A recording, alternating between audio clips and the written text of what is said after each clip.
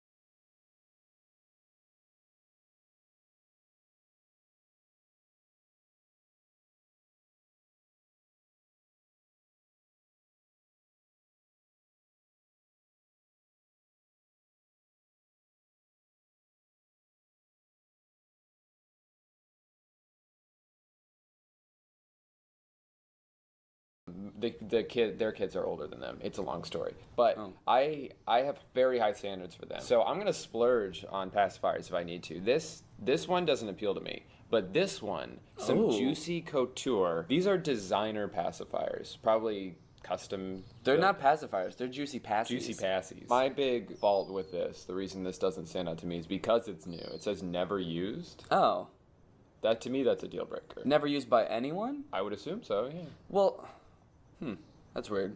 Usually, even when they're just making them, don't they usually test them out? Maybe they're saying That's good. excluding the initial suck Right, from. because that like goes without saying. Yeah. This is my favorite product on here. So this guy is either drunk or on the damn phone. For $8. $8. Do you think that this person was trying to make a Facebook status and they accidentally made a Facebook Marketplace post? But why? What were they? Did they think that Facebook was asking them how much they thought the status was worth? Yeah, it was like, okay, yeah, you type in, whenever you submit a status to Facebook, you type in the status, and then And it's- Facebook offers to buy it from you so they can post it on their site. Exactly. So that's why it came up with such a funny caption. This guy Right, is he's either drunk or on the damn phone. I'm a big fan of this silicone Ashton Drake baby doll, never out of box. I'm glad that it's silicone. I'm glad I know what it's made out of. Right, because- you don't think it's a real baby. I like that it says never out of box, and this box is like torn to shreds. like maybe you should have taken it out Yeah, of the maybe take it box. out of the box. The box seems to be a bad influence on this. This is the second picture. What am I looking at here, Drew? What? So they seem to have flipped the baby on its stomach, pulled up the dress, and to show you its ass. Is this like a thing that people look at when they're buying a doll? They're like, Right. okay, everything seems in check. Hold on. Hold on. And the guy selling the doll is like, yes, this is part of the process. Yeah, I like that you don't see the front, like the tummy. Right, You they just need didn't to like- see face and ass. A night out at Applebee's, a total of $55, selling for the steal of a price at only $40. I kind of feel like this is just some lonely guy. Yeah. Who is losing money on this deal. He goes to Applebee's and buys $55 gift Yeah. cards and then is selling them for $40 just so he can meet people off Facebook Marketplace. Do you think that when you go and you buy the gift card from him, he's like, all right, you ready to go? And he's just like follows you to Applebee's. Okay, now we talked about pacifiers for a bit. We but- talked about baby dolls for a Talk bit. about baby dolls for a bit, but like if you have a baby, there's more than just pacifiers and baby dolls. You gotta buy Milk. diapers. Oh, sure. So these are Bum Genius 3.0 pocket diapers. 1.0 and 2.0 total failures. 3.0, I feel like they really perfected the recipe. Yeah, the firmware updates to the newer version were really helped out. I love the way this is described. These aren't just used; these are very used. Extremely used. These are as used as can be. We pooped in these. We threw up in these. We had sex in these. These are very used. I wonder what the buying process is like for these. You go, and is the person's wearing the diapers obviously to show that they Obviously. work. So you look at the person's face, and then you spin them You around spin and around, lift up their lift dress up and their look at their skirts and butt. look at their ass. Yeah, Yeah, I think that's typically how it goes. Rotating CD holder. excellent. condition. Excellent condition. Holds 150 plus CDs. I think I thought this was funny because it's a rotating CD holder and the picture's so blurry. I feel like they wanted to prove that, look, it does rotate. So they took a picture of it. See how blurry it is? That's how you can tell that it rotates. It's going so fast. It's going so fast you can hardly keep up with it. Wow, I'm gonna be able to find my CDs so fast.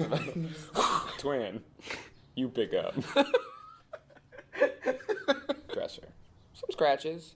I don't know if I'd say some scratches. Looks like only scratches. I actually can't see the dresser past all of the scratches. I think this is just a picture of scratches. I don't like that I have no reference for size. I could Right. show up and this could be 20 feet tall, and then since I've already paid for it, I would just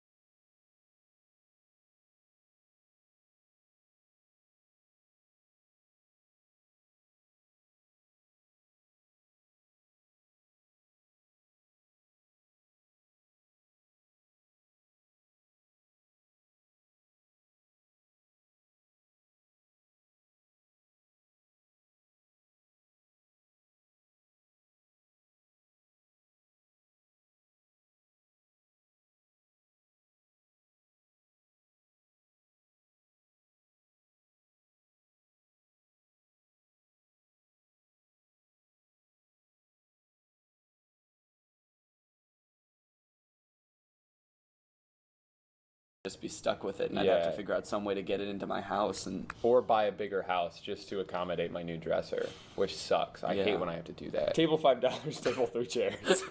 Also, where's the third chair? Everything you need for a toddler. Brand new from IKEA, never even used. Extendable. What? Never used? Then how do I know if it'll fit my baby? It's like the reason you go, you look on Yelp before you go to a restaurant. You want to know what other they people's pooped on. experience. Well, yeah, but I was gonna say you just want to know someone's experience with the thing before you go. So it's like, Yeah. I want to know, has the kid pooped in the diaper? Has the kid pooped in the bed? Has the kid pooped on the pillows? Yeah, they've got toys and utensils. Has the kid pooped on the toys? Has the kid pooped on the utensils? Has the bed pooped on the kid? Has the bed pooped on the other bed? Has the utensils pooped on the toys? Have I pooped on you? Will you poop on me? I like that she has her eyes closed.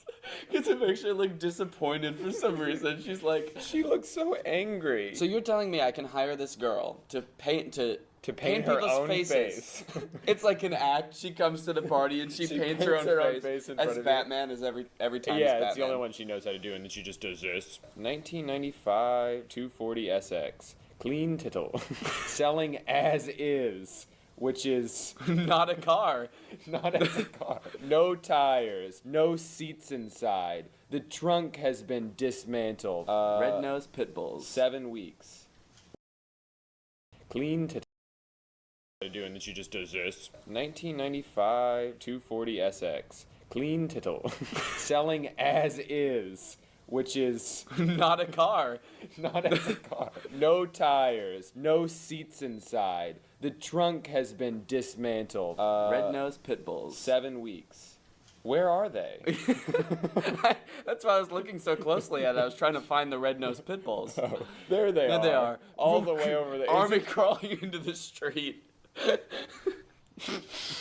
I don't think I took a picture of the description of this. Well, if I had to guess, there's probably not even a description of it, because it's like, well, what the fuck do you what do think? you want me Yeah. to say about this? What can I say about this that hasn't already been said? I wish they would show a picture of his ass, because I want to see his face, but then I would also like them to lift up the I back thought of we his coat. established if you're selling a doll, Yeah. face, ass. I mean, quite frankly, it's a little bit disgusting, but guys only want one thing in a doll. Face and ass. Coffee mate for busy office or home. If you had to guess the name of the person who would sell this coffee machine, that's clearly like, I feel like he just stole this from a hotel. Okay, sure. And now he's selling it for himself. But what would you guess his name is? Sneaky McSwipes? Close. How about Crim Jim? If you had to guess where Crim Jim worked, would you guess boss at none of your business? Well, what about where he studied? I'd say the School of Hard Knocks at the University of Life. Yeah, this does sound like somebody who just stole a coffee machine from a hotel. I work at none of your business, and I went to the School of Hard Knocks. Give me $200. Yeah, I do what I do to get by. You know when you're sitting in a hot tub and you're like, man, this is great, but I wish more people used this that I didn't know? Mm-hmm. Yeah. Yeah. That's kind of the benefit of buying this. Well, yeah, because I want to know, like, has the baby pooped in the hot tub? Will you poop on me? Seriously, Danny, please poop on me. Is this part Does of the the hot bit? tub work? Okay, yeah. Are there any babies around? Can you poop in my mouth, Danny? Yeah. Is the water hot enough? I couldn't tell. Some of those seemed like they weren't part of a bit, like you could, because you. Some of what? Never mind. It's just you seem kind of persistent about the me pooping on you thing, but it's fine. I thought it was part of the bit. It's probably just part of the bit. I don't know if you even remember saying it, but. No. I kind of blacked out when we started filming. Okay. Hey, speaking of love, wedding and engagement rings. Well, this is a great picture of the rings. Yeah, it's good because when I want to buy anything, I think like, what will this look like if I'm standing on the sun? I don't know. I don't think I can make it to heaven just to pick these rings up. This is a steal. I mean, only a couple small side diamonds, Which are easy to replace. for sure. We're getting into the good stuff here. I need VHS movies. I have about $2. I mean, when you have that much money, you sort of lose track of it. It doesn't. Who really has matter. time to count? Yeah, one. I mean, And we'll then be here all day. We'll be here Yeah. all day if we keep going. This is probably the same person. Does anyone have any scary movies for sale that does not skip? Such as Shark Night, Oculus, Oculus. poop in my mouth, Oculus, Shark Night 2, mouthful of poop please. Danny, could ya? Oculus Okay. 2. Okay. Yeah. No, that thing you're doing right there. Yeah. We're talking about the Facebook bit? We're talking You about started Facebook? talking about it, and then we're talking about me pooping in your mouth, or. No, thank you. My tummy's full. Does anybody buy scrap metal or anything? Just asking. For free. For free. I don't have any to sell. And even if I did, I wouldn't. No, thank you. But, like, does anybody buy that? I'm just asking around. Yeah, this is more of like a, I think she could have Googled this or maybe put it on Yahoo Answers or something, but Facebook Marketplace seems like... Facebook Marketplace is a reasonable I place think where to she just fucked ask. up is that she's not offering a price for this valuable answer, this valuable information. I'd pay good money to know if other people are selling scrap metal. Samsung flat screen for, you guessed it, $850. Can I see a picture of the TV or no? Just a close-up bag of Doritos. Brand new in the box. No, it's in the bag. The TV's in there. That's why I can't show you a picture of the TV. He doesn't want to take it out of the box. Hasn't taken it out of the box yet. Yeah. Ooh, free. As long as you pay $20 or $30. They've been in my garage, so I need to clean them out. They're free, but they're also $20, $30. I don't know.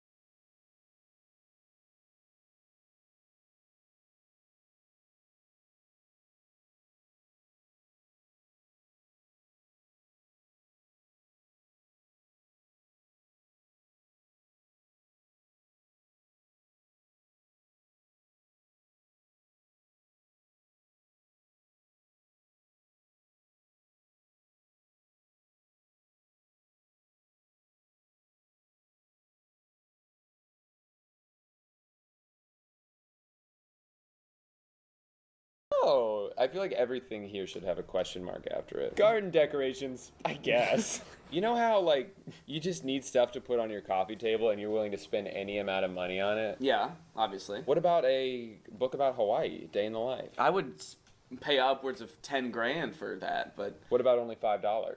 absolutely not. Absolutely not. No. I like they put the dimensions for a magazine, which you don't really need to do. 10 by 14 by 1. Seems to be about 1 by 1 magazine. 10 inches by 14 inches by 1 magazine. Yeah, it's about the thickness of a You've held a magazine before? Right, yeah. Can I have $5 now, please? I don't understand. Do you have any, like, do you have a coffee table with coffee table books?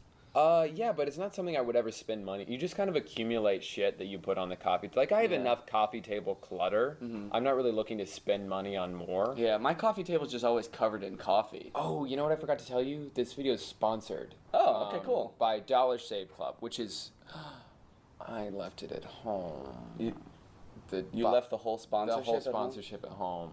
Okay, well, I will be right back. I gotta fly back to Orlando real quick. okay. We're in LA, so that's about, what is that, a 7-hour flight? 7 minutes? I'll be right back. I'll be right back. Hey, I'm so sorry about that. Hey. Sorry, that took 15 minutes. I'm sorry you were sitting here that whole How time. did you get to Orlando that fast? I don't want to talk about it. Well, guys, thank you so much for watching this episode of... This was another episode of You Still Can't Prove That We're Not the Same Person. We are different people, but this video did nothing to prove that. I think that this video is a little bit different than your usual stuff because you usually don't collab, but I think after this video it's Right. safe to say that we can get back to your our regular content. Fine, I'll shit in your mouth one time.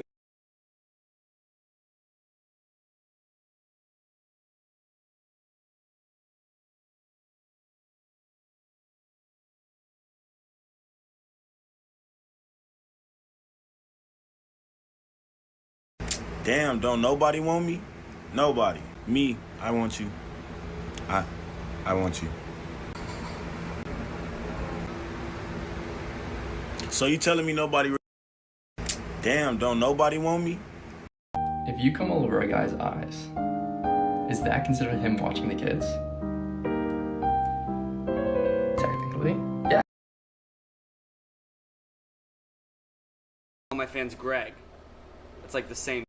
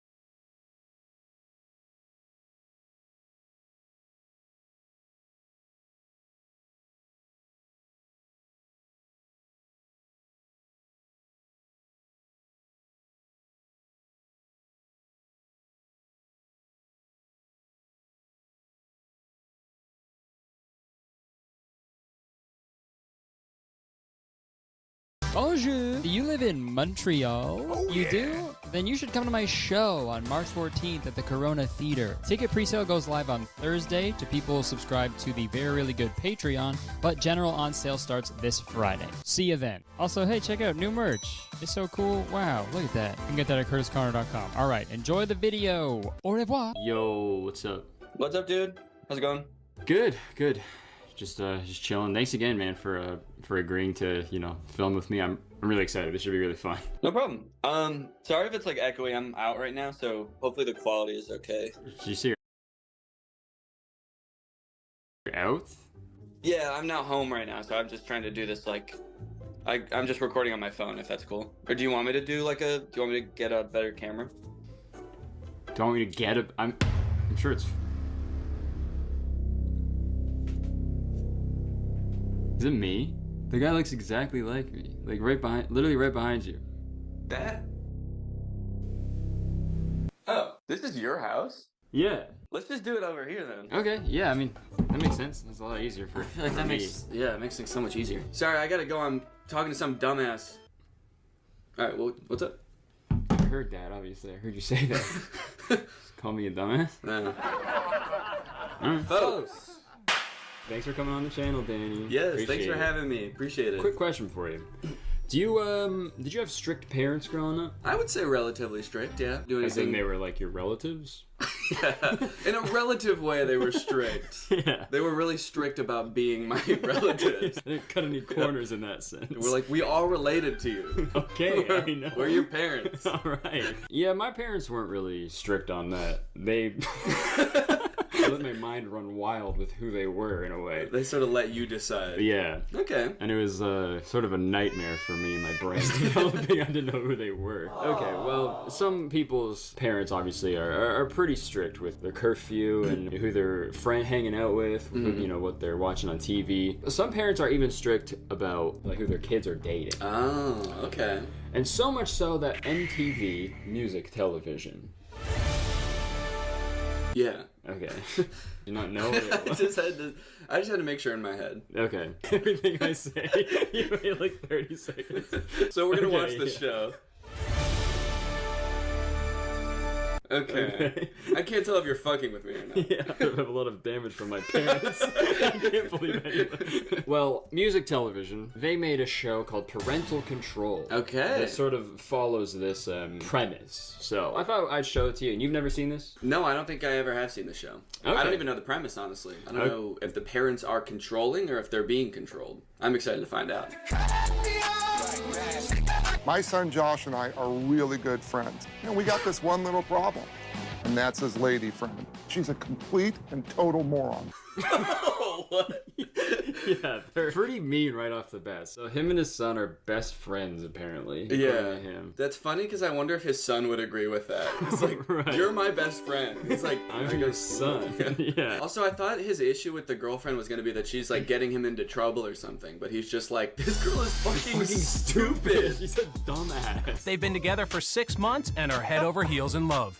But Josh's parents have had enough of Crystal, and they're ready to replace her with another girl. So they're both picking out someone new for Josh to date. Imagine what'll happen when Crystal sits down with Josh's parents and they watch the dates together. What the? Wait. Okay, so this is the girlfriend who's sitting here with them? Yeah, she watches the dates that he and the mom and dad picked out for the son. Damn, nice. Oh, see, Josh, nice. And the dad's sitting there being like, see? He doesn't like you. See, Josh, nice. First thing he's It's like she's getting cucked in a way. Yeah, it is. But in the end, Josh will either choose to stay with Crystal or dump her for one of the new girls. Because that's how things go on Parental Control. It almost sounds like the narrator wishes it wasn't so. And he's just like, we don't really know why we're doing this. It's just, that's how it just goes on this show.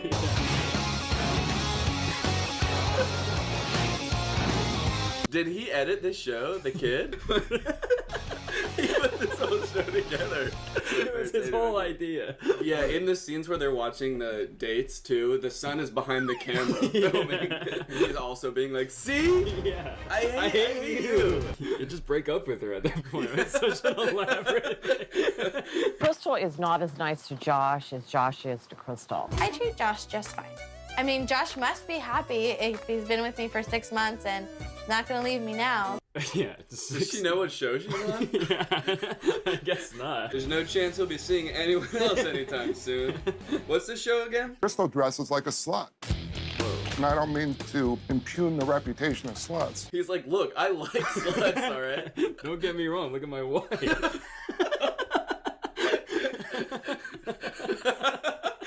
Damn. Crystal is just really inappropriate with her language. Crystal is always cursing.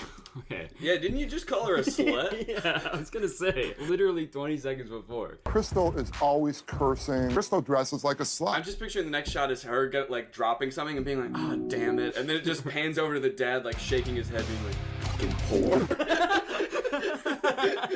Watch your language. Stupid slut. I try to tone it down a little bit just because his mom has a heart attack every single time I cuss. If you don't like it, close your damn ears. Now it's time for Mom and Dad to pick a new girl for Josh to go out with. Hi, I'm Anna. Monica. Megan. Aisha. See, it's also in my head. Aisha. Okay. Cool. Cougar spirit. Maybe they're trying to get an older girl for him. Yeah, that's sort of their vision board. So we want someone with a cougar spirit. I'm an industrial waste inspector. I work at a day program with special ed people. I ride a dirt bike. Yeah, I've been riding since I was 8. I work at Abercrombie. And Fitch. Abercrombie. I've never heard of it. And Fitch. Oh! I work at Abercrombie. And Fitch. Are they saying what their jobs are? Because one person was like, I work at Abercrombie. And Fitch. And the other person was like, I ride dirt bikes. So I don't know if that was like her actual occupation. She's sponsored. This dirt bike is brought to you by HelloFresh. Nice, yeah. Our son's really into politics and current events, so I'm going to ask you a few questions and see how you do. Who's the Vice President of the United States? Vice President? This show's stupid. That's He's the president. What the fuck? I honestly don't know our vice president. I just had a test on this. None of them know who vice president is? We did it, Joe. Nobody knows who you are. I do not know anything about politics. Well, she's from England. That's okay. Her shirt is Britain flag. Her shirt is Britain flag. What's the most romantic thing you've ever done for a boyfriend? Probably a threesome. What? When I say romance, I'm thinking flowers. The mom's hand is like on the dad's shoulder. I think she's like, calm down, sweetie. When I say romance, I'm thinking flowers. Wait, he's like on the verge of tears. He's getting talked down from a ledge right now. His voice is so shaky. When I think about romantic, I'm talking about flowers. What's your grossest habit? Blah. Wait, what? Her gross habit is that she goes blah sometimes? It's fucking disgusting. Blah. Sometimes I like to lick things. Licking what? Anything Let it like go. the floor. Licking I would the like floor? maybe. Hell, let me give it a shot right now. Actually. Sometimes I do it. Oh, no. Oh, no, we get it. You're not even dating the floor, you So I'm feeling like they don't like any of these girls. Yeah, that's the impression that I got. Yeah, who would you think from any of them who they would pick? Maybe the girl that rides dirt bikes? I ride a dirt bike. And the dad seemed to think that was cool. Yeah, I've been riding. My vote's for her. I'm pretty nervous to go on my first date, but you know, I think it's gonna be pretty cool. Filmed like a ransom video or something. Help, my parents hate my girlfriend. Well, are you my best friend? Are you my best friend? Or is your daddy? Oh, we'll see later tonight who's your best friend. Let's see who sucks your dick tonight. Is it gonna be your dad? Well, son. Hi, how are you? Good, how are you? I'm glad you can make it. I picked Amanda. I thought she's very sexy and very smart. Josh has his own thing going on. I usually date jocks, but I kind of like his style. Wait, no wonder the dad liked the BMX girl so much. So Oh, yeah. Is that the dad, do you think? Sponsored by HelloFresh. Okay, are you ready? Yeah. Have fun. Bitch. Lavish. Get it, bitch. Come on. This ought to be good. Going down. Your car just gets T-boned. And you edit this together to show us that way. You could have just told us.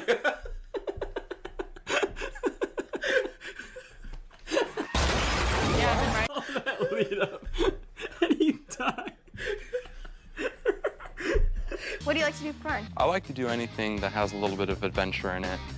You know, skateboarding, snowboarding, playing sports. So he is a jock then. I usually date jocks, but I kind of like his style. But she usually dates jocks. Josh. You usually date Josh. Yeah, she's cute. I think I babysitted a girl her age once. She's your age, knucklehead. Jesus. That's the most offensive word you could say to someone. Knucklehead. That was too far. Look, I can deal with being slut-shamed all day. Call me that slur. Knucklehead. Oh, look, she's a cheater. That's good. It's ice skating. It's not like you cheating with 3 men in a night. Please, I've never cheated on Josh. Yeah, and I've never had a donut. What if that was like an honest confession? Yeah. Being like, yeah, I've never had one. What do they taste like? Can someone tell me?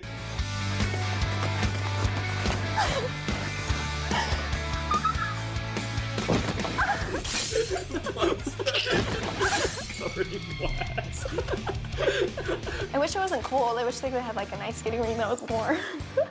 A warm ice skating rink is called a pool. Hello? That's pretty funny. Girl. You know, the ice melts, turns into a pool. You hear the dad's thoughts for a second, he's just like, I actually don't get it. I don't know what the fuck she's talking about. She had him though. This fucking moron. Ice doesn't melt, man. Ice. Crazy take. Ice doesn't. Ice doesn't melt. Complete and total moron. I think it should go both ways. I don't like, the guy should feel like the girl cares about him too. It would definitely feel nice. He's looking right into her eyes. Right into her eyes. He looks interested in her.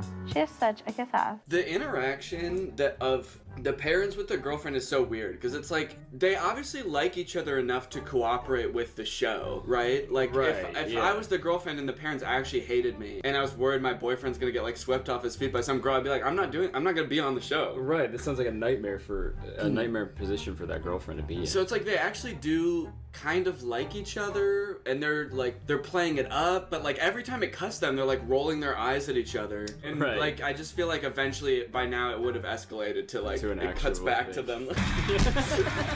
Every time it cuts back, there's no talking. We're not even watching the date anymore.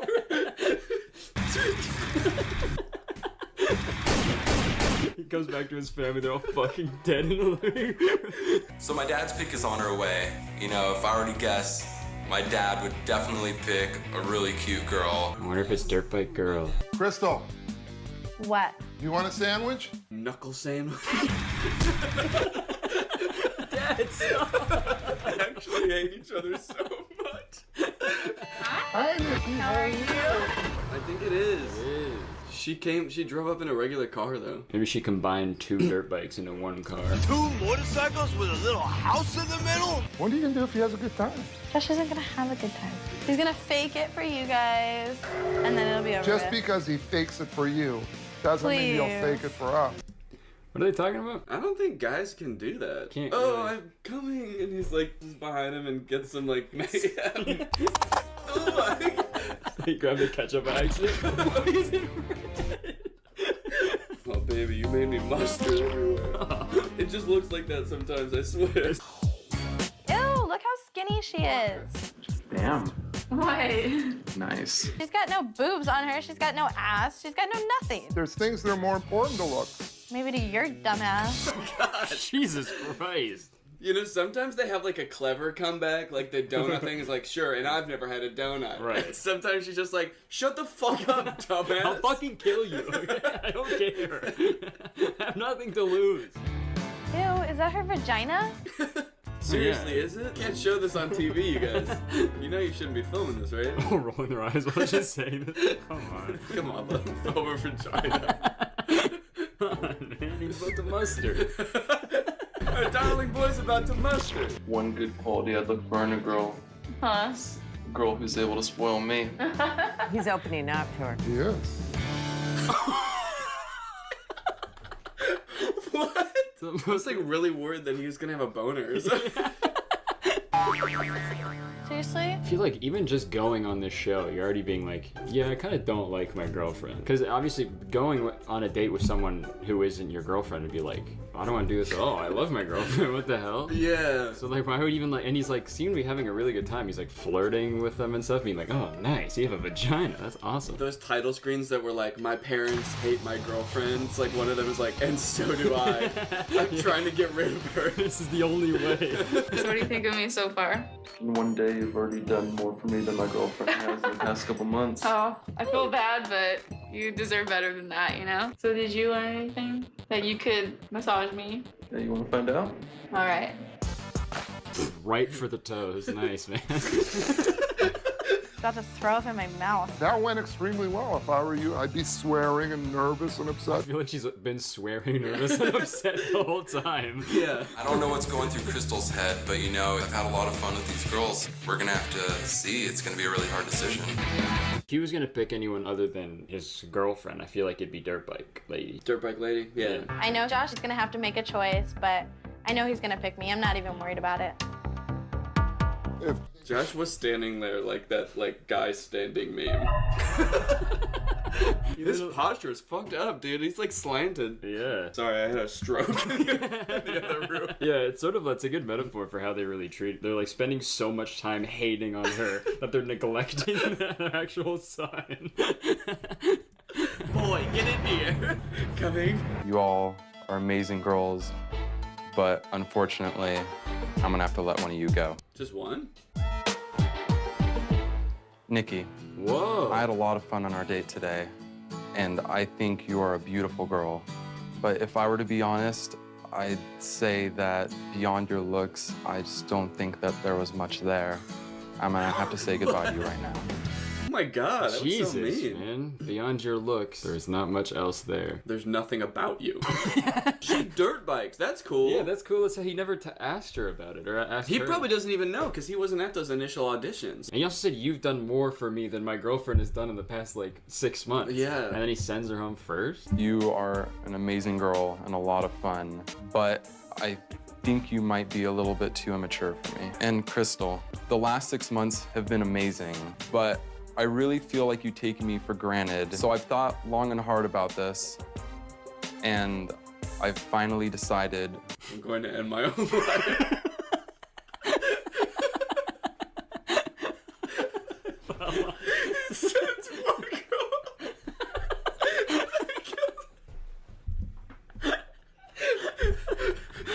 He loved her the most. He didn't want her to see it.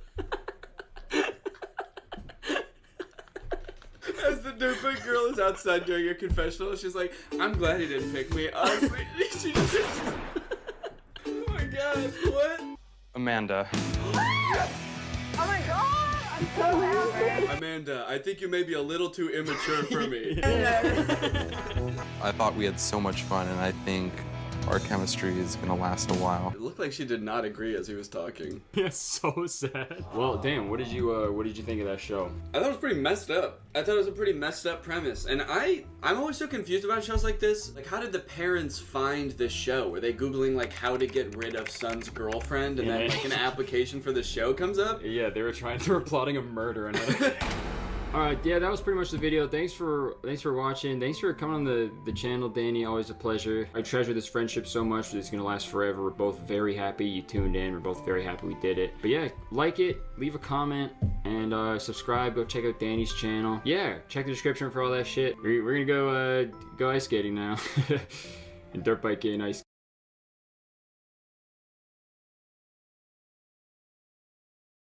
This is me standing in front of what's widely considered to be the most haunted hotel in the US, the Stanley Hotel. Every ghost hunting program that comes here somehow has this insane, traumatic, life-altering experience after staying here for just one night. And I'm trying to do the same thing. I'm gonna try to spend a night here hunting ghosts because I have one simple question. Is every ghost show and paranormal YouTuber over-exaggerating? Or is it just Shane Dawson? Because I know that Shane Dawson is. These shows are quite literally designed to scare you. They go in with a preconceived notion that, like, well, we've got to make an entertaining show, and we're only here for one night, so we got to come up with something scary. So they add in scary music over every scene, scary sound effects, they dress all cool, and I'm pretty sure they just make stuff up too. And after filming this video and talking to the hotel staff, I have a lot of evidence. I just feel like as a viewer, we never get to actually see what the experience is like staying at one of these haunted locations. What's it like when a regular person that's not trying to make a scary video stays here? Are you actually guaranteed a spooky night of being tossed around the room by some guy that died 100 years ago? Or is it all fake? That's somebody trying to back out of the... They got scared. They felt a presence and they're trying to leave. The vibe's off. We gotta get out of here. The Stanley. The Stanley Hotel is probably most known for being so scary that apparently just one stay here inspired Stephen King to write The Shining. And I'll tell you the story of how that happened later, but ever since The Shining came out, this hotel has been the subject of countless ghost stories and paranormal investigations, most of which exclusively depict this place as this decrepit, creepy old hotel that only exists at night. But this place is actually like a beautiful hotel. It felt less like a portal to hell and more like a tourist attraction. When I got there were people milling around, taking pictures. The hotel was like blaring music. If I was a ghost, I would have been pissed. I can't haunt this place. It's too nice out. Nobody's even gonna be scared of me. There are a ton of different ghosts that haunt this hotel. Like, I think every article I read and every person I talked to at this hotel somehow knew about a different ghost that I hadn't heard of yet. It's like anyone who's ever so much as even looked at this building gets sent here when they die. I'm worried I'm gonna haunt this place when I die. There's the ghost of a housekeeper that was in an explosion at the hotel and still sticks around to fulfill her maidly duties, a cowboy ghost that supposedly kisses women in their sleep, and a lot more ghosts, many of which are tied to specific rooms, like my room, the Haberdasher Suite, because my room is haunted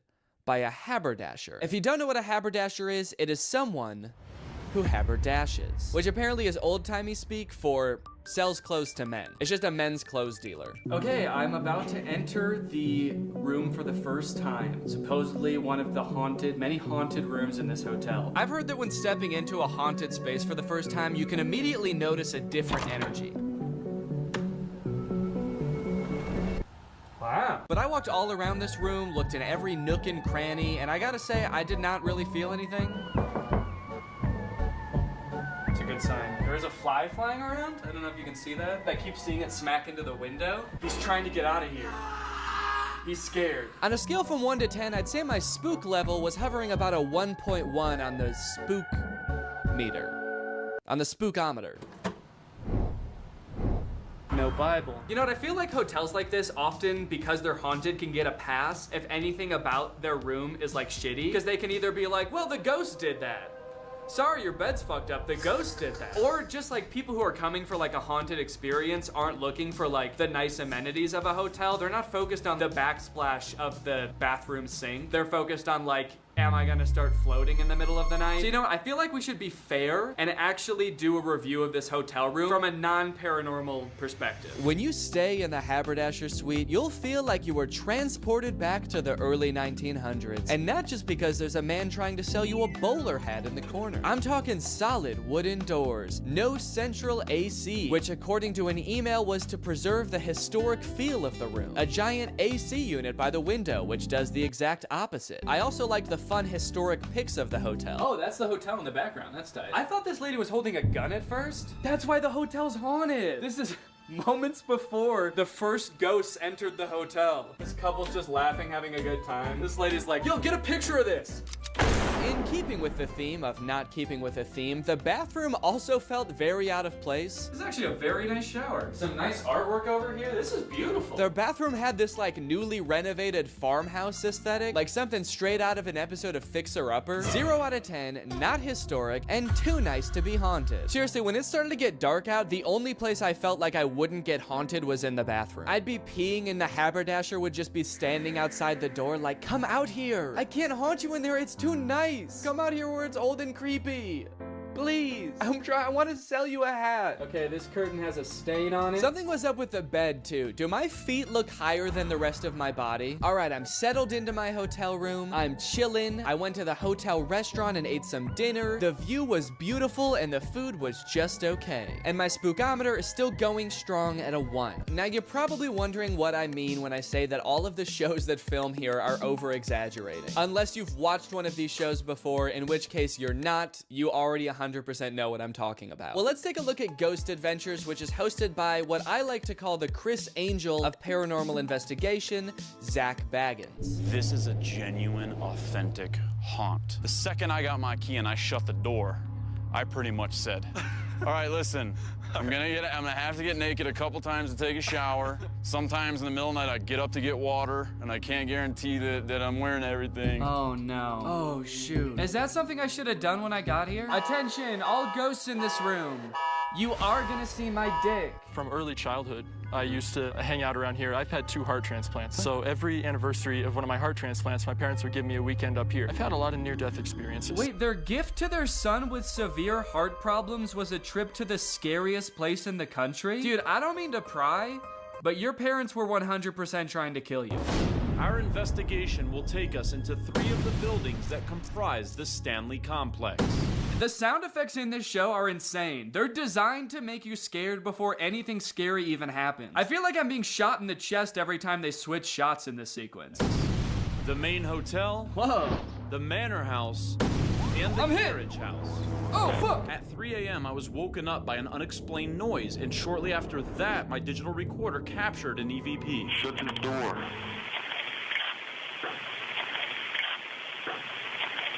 Stuff like this is pretty hard to dispute because it's impossible to tell if this is staged or not, or if this is just like static that happens to somewhat resemble a human voice. Without the text on screen, it kind of doesn't even sound like a voice. Like, let me play a different one, for example, and you try to tell me what you think it says.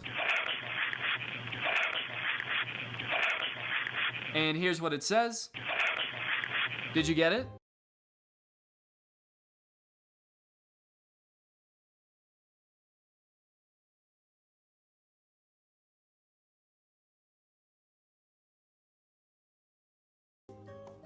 No? I knew you didn't have what it takes to join the Ghost Adventures. Get out of my hotel room. And then we get to Shane Dawson. I think they tried to decorate for Christmas, but it is scary. Why are all these chairs so scary? Watching Shane Dawson investigate the paranormal is like watching a wounded deer try to investigate a theme park. It doesn't matter what happens, he's going to be terrified. Oh my god. Wait, are they fucking with us? Try this. Just unlocking the door to his room is almost enough to send Shane packing. This is creepy as fuck. It is a very normal hotel room. Okay, can I just say something? And you're gonna think I'm being dramatic. My camera has been fine focusing this whole day. The second we got into this hotel, it stops fucking focusing every second. I don't know if you guys know this, but cameras have a harder time focusing in dimly lit environments. That's like a well-known thing about cameras. It's pretty funny to try to pin that on a ghost. It's not focusing on anything. Yeah, you guys turned off all the lights. What is there to focus on? He's like panning around really fast and like getting really close to things in the dark. Like, I'm sorry, dude, the darkness is usually way crisper on this camera. But I think my favorite part about this is when Shane pauses the video and edits in text to point out something that he didn't notice while filming.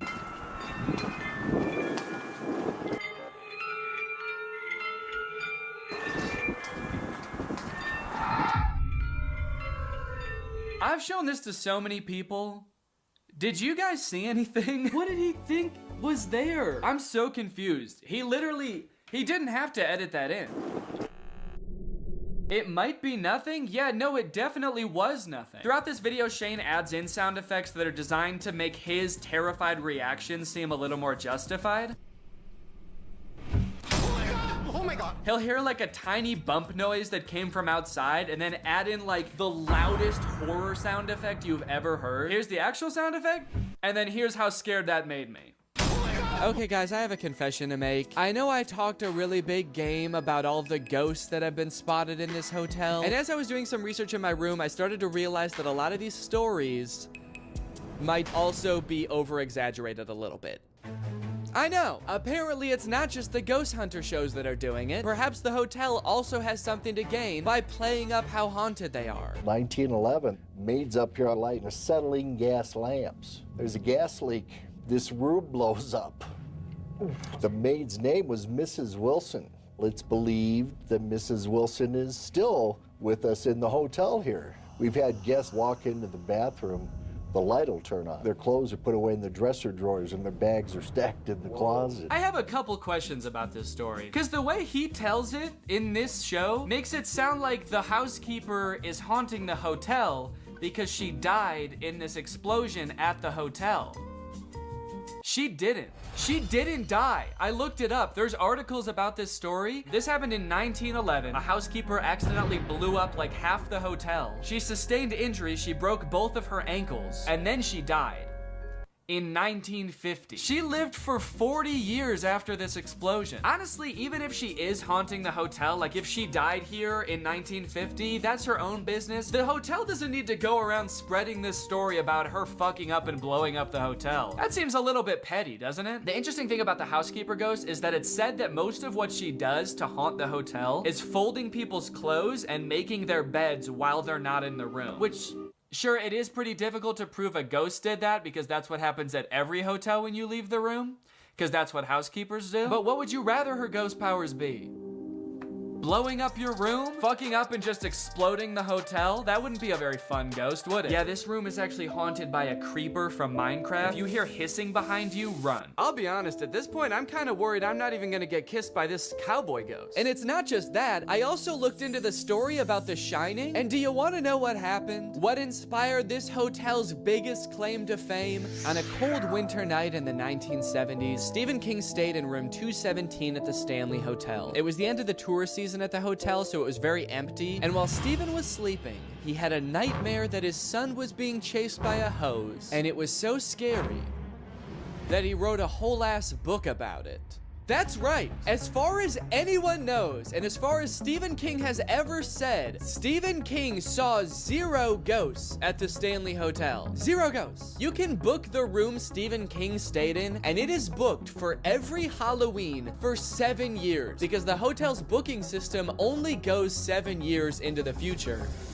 And he never saw a ghost. Okay, but to be fair, just because Stephen King didn't see a ghost at the Stanley Hotel doesn't mean that there's nothing weird going on here, as I would find out when we got to talking to 2 tour guides at the hotel. This is the 3rd, possibly the 4th haunted building I've worked at. This is definitely the most haunted place I've worked in town. I think that there are far too many, far too close enough to sane people at the Stanley who have a ghost story. When I started working here, I was thought, you know, maybe I'll see a ghost, hear some weird noise, you know, maybe once, twice a year. Some nights it's an every night thing. And we also got to go on a tour of all the most haunted spots in the hotel after hours, where we found out a lot of juicy details about this hotel. For one, there are a ton of pictures of ghosts that people have taken at the Stanley Hotel. And on this tour, they showed us a lot of them. And while some of them just look like it could have been like a camera glitch or like a blurry low light photo where you can't really tell what's going on, when it's 1 a.m. and you're in the underground cave tunnels underneath a haunted hotel with 2 strangers you've never met, and one of them shows you a picture of a ghost girl hiding behind the carriage that you're standing right next to, scary. The scariest ghost they told us about was a ghost named Dennis. They don't actually know the ghost's name, but they call him that because he's a menace. And I wish I had a video of some of the pictures they showed us, but Dennis looks creepy as hell. In every picture, he's just a shadowy figure with glowing eyes. In one of the pictures, he was posing in the background like this. And they told us a story about how one of the staff members saw Dennis in like the staff quarters, and Dennis started chasing him, and all the doors were locked, so he had to run upstairs and jump out a window to get away from Dennis. Do you have any idea how badly I didn't want to wake up in my hotel room that night and see Dennis staring at me? I was at a solid 5 or 6 on my little spook meter. But that all went down to a negative 5 or 6 when they started telling us a story about when Zach Baggins was there filming for Ghost Adventures. A big part of the Ghost Adventures episode at the Stanley was the carriage house, because that's where the hotel stores all of the mattresses that people have died on. There's objects in here where some actual death happened, where the bodies were discovered on these beds. So they spent like a ton of time in the episode trying to contact the spirits of people who have died on these mattresses. Can you guess what the tour guides told us? Yeah, none of that's true. Yeah, the hotel doesn't store mattresses that people died on like they're saving them for something. Save it. What would they be saving them for? That's so funny. We're an operating hotel, and believe it or not, we switch out mattresses every once in a while. Yeah. So Zach Baggins and his crew apparently just showed up and like looked through the window of the carriage house, saw mattresses, and were like, hey, let's go make some stuff up in there. The most interesting thing I took from the tour is that even though the tour guides know all of the spookiest things that have happened in the hotel, some of them don't 100% believe in ghosts. We were walking with one of the tour guides after he had showed us, I don't know, some of the most insane pictures of ghosts I've ever seen. And Jake asked him like, so when did you start believing in ghosts? And he was like, oh, I don't know if I believe in that stuff. Huh? So wait, what was all that about Dennis then? You get to just tell me about Dennis and make me scared and then not believe in him yourself? How is that fair? Don't get me wrong though, a lot of the staff actually do believe in ghosts, so much so that some even claim to have personal relationships with the ghosts they interact with most often. Last summer, 2021, Paul, our former caretaker of the concert hall, gave me a birthday present. It was a little 20-cent Euro piece, French issue. Left it on the front seat of my car 2 days after my birthday. I asked my husband, I asked my coworkers, I asked whoever, and then in a Ouija board session 3 weeks later, Paul claims it, and I carry it with me as a good luck token. I'm a very naturally skeptical person, so when I hear stories like this, my brain immediately jumps to like, let's think of all the reasons why this might not be true. So rest assured, that's all I've been doing since I got back from the hotel. But like, you know, I have a hard time calling people liars and saying that their like first-hand personal accounts aren't true. What I do know though is that while we were getting this tour, there were at least 1 or 2 other tour guides that were following us and trying to prank us the entire time by tapping on the windows of the rooms we were in with sticks. Cause I remember one day it was like completely drained. Who's there? I guess that's just kind of like a fun little thing they do there. A fun little hazing designed to, I don't know, make me shit my pants. There's nothing wrong with a little bit of hazing, except for when there is. So I am kind of curious how many of the paranormal experiences the staff have had at this place that were just pranks that they never found out were pranks. With me to the Stanley Hotel, I brought pretty much every ghost hunting device I could get my grubby little hands on. So let's turn off the lights in this hotel room and get to work. I'll have this EMF running the whole time. An EMF measures electromagnetic frequencies, which are usually emitted by man-made sources like electrical wiring or ghosts. Is there anyone here right now? Okay, it's still at 0. Another popular ghost hunting tool is a tiny twist-on flashlight like this. Because some ghosts might not be super powerful and might not be able to move really heavy objects, if you twist one of these flashlights right to the point where it's about to turn off, it makes it a lot easier for a ghost to communicate by flickering the light. I gave any potential ghosts a little demonstration on how to twist the light, and I was about to start trying to communicate when the unthinkable happened. So if there's anyone here, let's maybe make... Oh, okay. Yeah, it was just a moth that flew in front of the camera light and Jake tried to swat at it. So the light flickered for a second. Don't let my nervous little smile and laugh fool you. I actually was scared right here. I guess having the only light in the room is kind of a, oh shit, you got it. I got it. Holy mackerel. Fuck that guy. Yet another ghost in the room tonight. Next up, the spirit box. A spirit box is basically just a little radio that rapidly cycles through radio stations. And ghosts can apparently use those radio stations to communicate with us. Okay, now I would like to ask again, is there anybody in this room aside from me and Jake? Okay, we got a little something. I don't know what it said. Kind of sounded like, oh, you can do it. Very encouraging ghost. I do appreciate that. Thank you. Is there anybody that is maybe... Okay. That actually sounded... I said, is there anybody? And it kind of sounded like it might have said, there is somebody. I'll let you guys listen to it a couple times. Let me know what you think. That is maybe.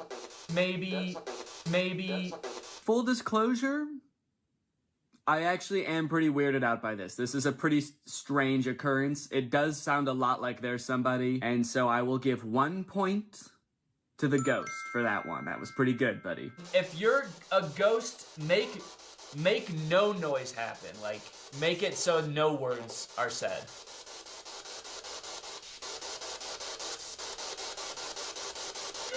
I also have a thermal camera to look for cold spots, which could be ghosts. Wait, what the fuck? I just turned it on and there's literally a cold spot right here. Actually, it feels wet. Oh, should I smell it?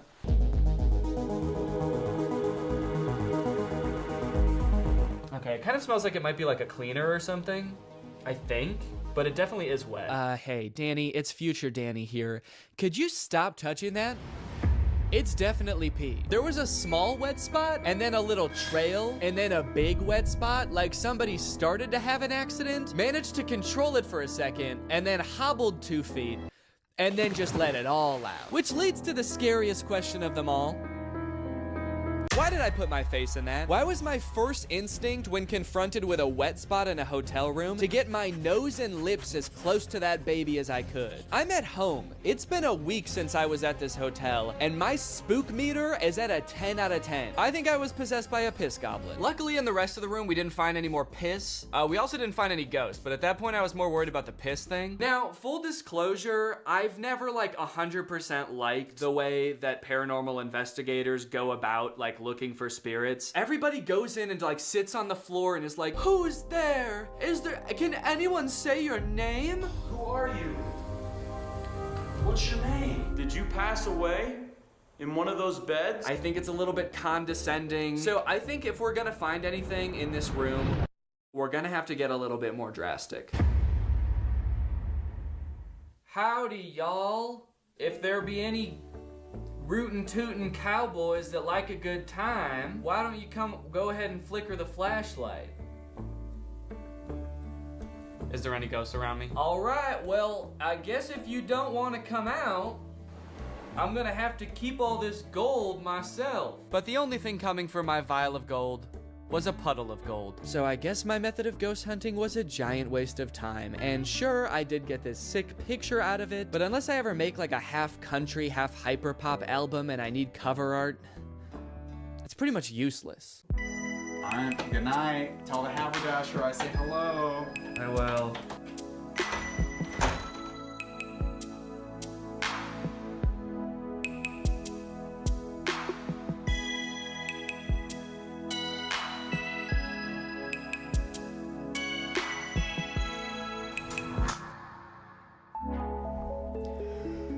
Okay, I am currently laying in bed in the dark in this hotel room. This is the first time I've been alone with all the lights off in this room. First off, let's do a bed review, dude. This bed, very squishy, a lot squishier than I thought. So should be a pretty cozy night if I can get to sleep. That being said, I'm not gonna lie, I am scared. It's honestly very frustrating to be scared right now. I think in an attempt to avoid sitting in complete silence, I just started saying anything that was on my mind, which resulted in me performing what reads like some sort of paranoid ghost-themed stand-up set. Why are people only scared of ghosts when it's dark? The fact that ghosts would only come out when it's dark, implies that ghosts only exist to scare living people? I don't subscribe to that. Why would that be? All right. Yeah, man. Sick. Whatever makes you feel less scared, dude. Ghosts don't just come out in the dark. They also come out in the daytime. So you should be scared right now, but you should also have been scared all day. Very clever. Definitely having all of the pictures that they showed us on the tour, replaying in my mind is not gonna help, so I really ought to stop doing that before I really try to get into it. So if my brain could just stop with that, and then we could proceed with the rest of the experience, that'd be great. As I laid there, I could almost feel my brain wanting to play tricks on me. I was so hyper aware of every shadow in the room, every sound that I heard, every feeling in my body, and it took me a solid 30 minutes to calm myself down enough to try to go to sleep. All right, well, I'm just gonna try to go to bed. Good night.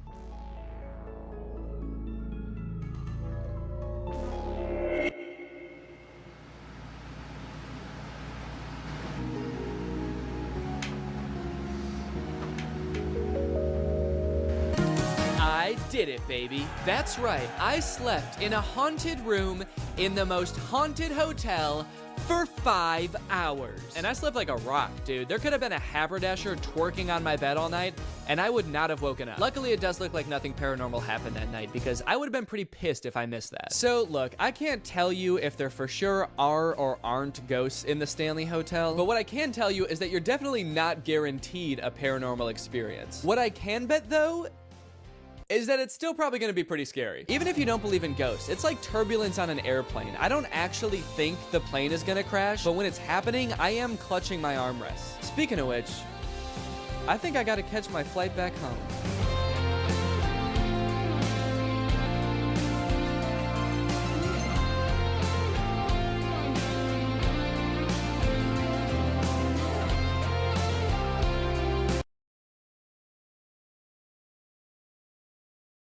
Something strange happened to me the other day that really made me think. I was tucking my little nutcracker guy into bed like I do every night, and he said something unexpected. This came as a big surprise to me because 1, I didn't know that he could make those sounds, and 2, it made me realize I actually don't know the story of the Nutcracker. Despite it being a Christmas classic and Christmas being one of my favorite holidays, definitely in my top 15, and having a little Nutcracker guy in the background of almost all of my videos, I realized I've never been to see the ballet of the Nutcracker. I've never seen any of the countless movie adaptations. The only information I have to go off of is a foggy memory of an elementary school production of the Nutcracker that I was in the 3rd grade. I have vague memories of my costume being a trench coat and a top hat, me gifting a nutcracker to a little girl, and a rat king.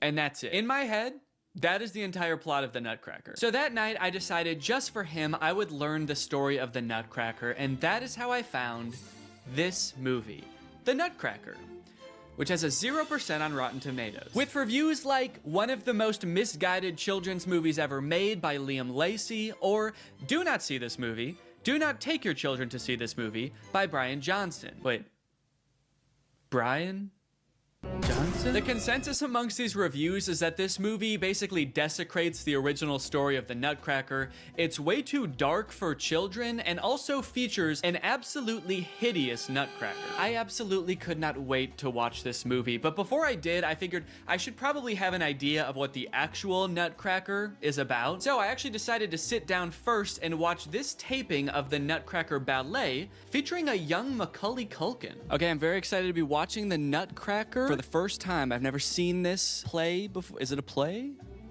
Musical? Now, like I said, I was actually in a performance of the Nutcracker when I was in the 3rd grade. I don't remember it at all. But I do know that it was a musical adaptation of the Nutcracker. There were speaking parts, the songs actually had words to them, so in my head, I sort of forgot that the actual Nutcracker is a ballet, and I spent the first like 10 to 20 minutes of this thing expecting them to start singing. This is one heck of a opening number. And they're not even singing or anything, it's just music. I bet they're gonna start singing right now. The story opens with an 1800s family Christmas party just beginning. Boys, girls, and adults alike are anxiously awaiting their time to open presents. But first, it was time for the games to begin. And the Christmas dancing. All right, guys, before you open your presents, it's time for the Christmas dancing. If you can't break it down for a real one, then you don't get your presents this year. Sorry. Those kids are marching their hearts out for their presents. They know if they're one step out of line, those presents are going straight in the fire. Just as you think this party can't get any better, a mysterious one-eyed man shows up with some pretty exciting presents. I think that's me. I think that's who I played in the 3rd grade. With 3 huge boxes and a boy. There he is. It's Macaulay. Was he invited to the party? I'm confused. What is this guy doing here? It was her godfather, Drosselmeyer. The mysterious Drosselmeyer is a huge hit at the party. He does some magic and unveils some spectacular machines of his own creation. Okay, so he pulled 2 adult dolls out of the box and he wound them up and now they're dancing around the room. Oh wow, he's got another one. This one's a soldier. He's like, I'm trying to sell this one to the army right now. This guy might look like he's all fun and games, but he'll kill a man. No questions asked. He just pulls out a gun and starts opening fire on them. Oh shit, he did. Oh my God. At the peak of the excitement, he unveils a 4th and, in my opinion, least interesting machine, A little wooden nutcracker. He's a nutcracker. Wow, just what every little girl wants. Boys love horses, girls love cracking nuts. Who shall have him? Sorry, he just showed you guys like precisely mechanical dancing dolls that like wouldn't be invented in real life for like 100 years. And you guys are more interested in the doll that cracks nuts in its mouth. And I'm using the term doll pretty loosely here. This guy is scary and made of wood. He gifts the nutcracker to the protagonist, Mary, but then this little freak comes out of nowhere and destroys it. No, poor handsome nutcracker man. Let's comb back his handsome hair. Can't help but notice that nutcracker bears a striking resemblance to the man who made him. I don't like that old man just has a little boy. This is an unexplained little boy. Feels like that needs some explaining. Come with me, little boy. She dreamed of Godfather Drosselmeyer and his very special nephew.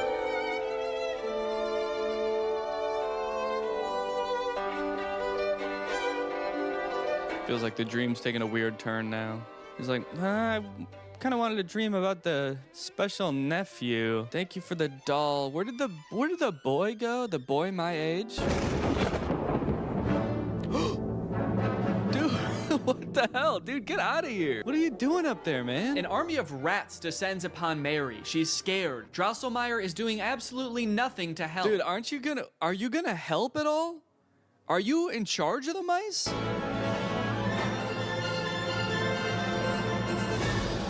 Whoa, okay.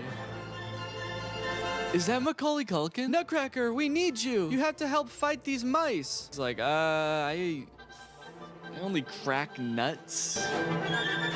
Oh, there's something so unsettling about a young Macaulay Culkin with old man's hair and an old man's long goatee. I'll say it, he looks more creepy than the seven-headed Rat King. They should have all been fighting him. With Mary's help, he defeats the Rat King once and for all, and to celebrate, he takes Mary to the woods. All right.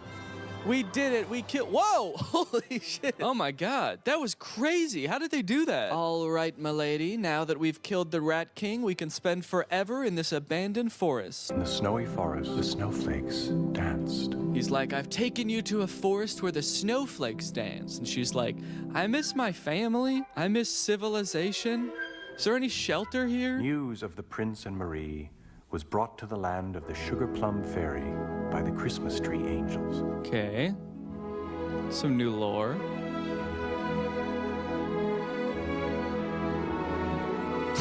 Hi.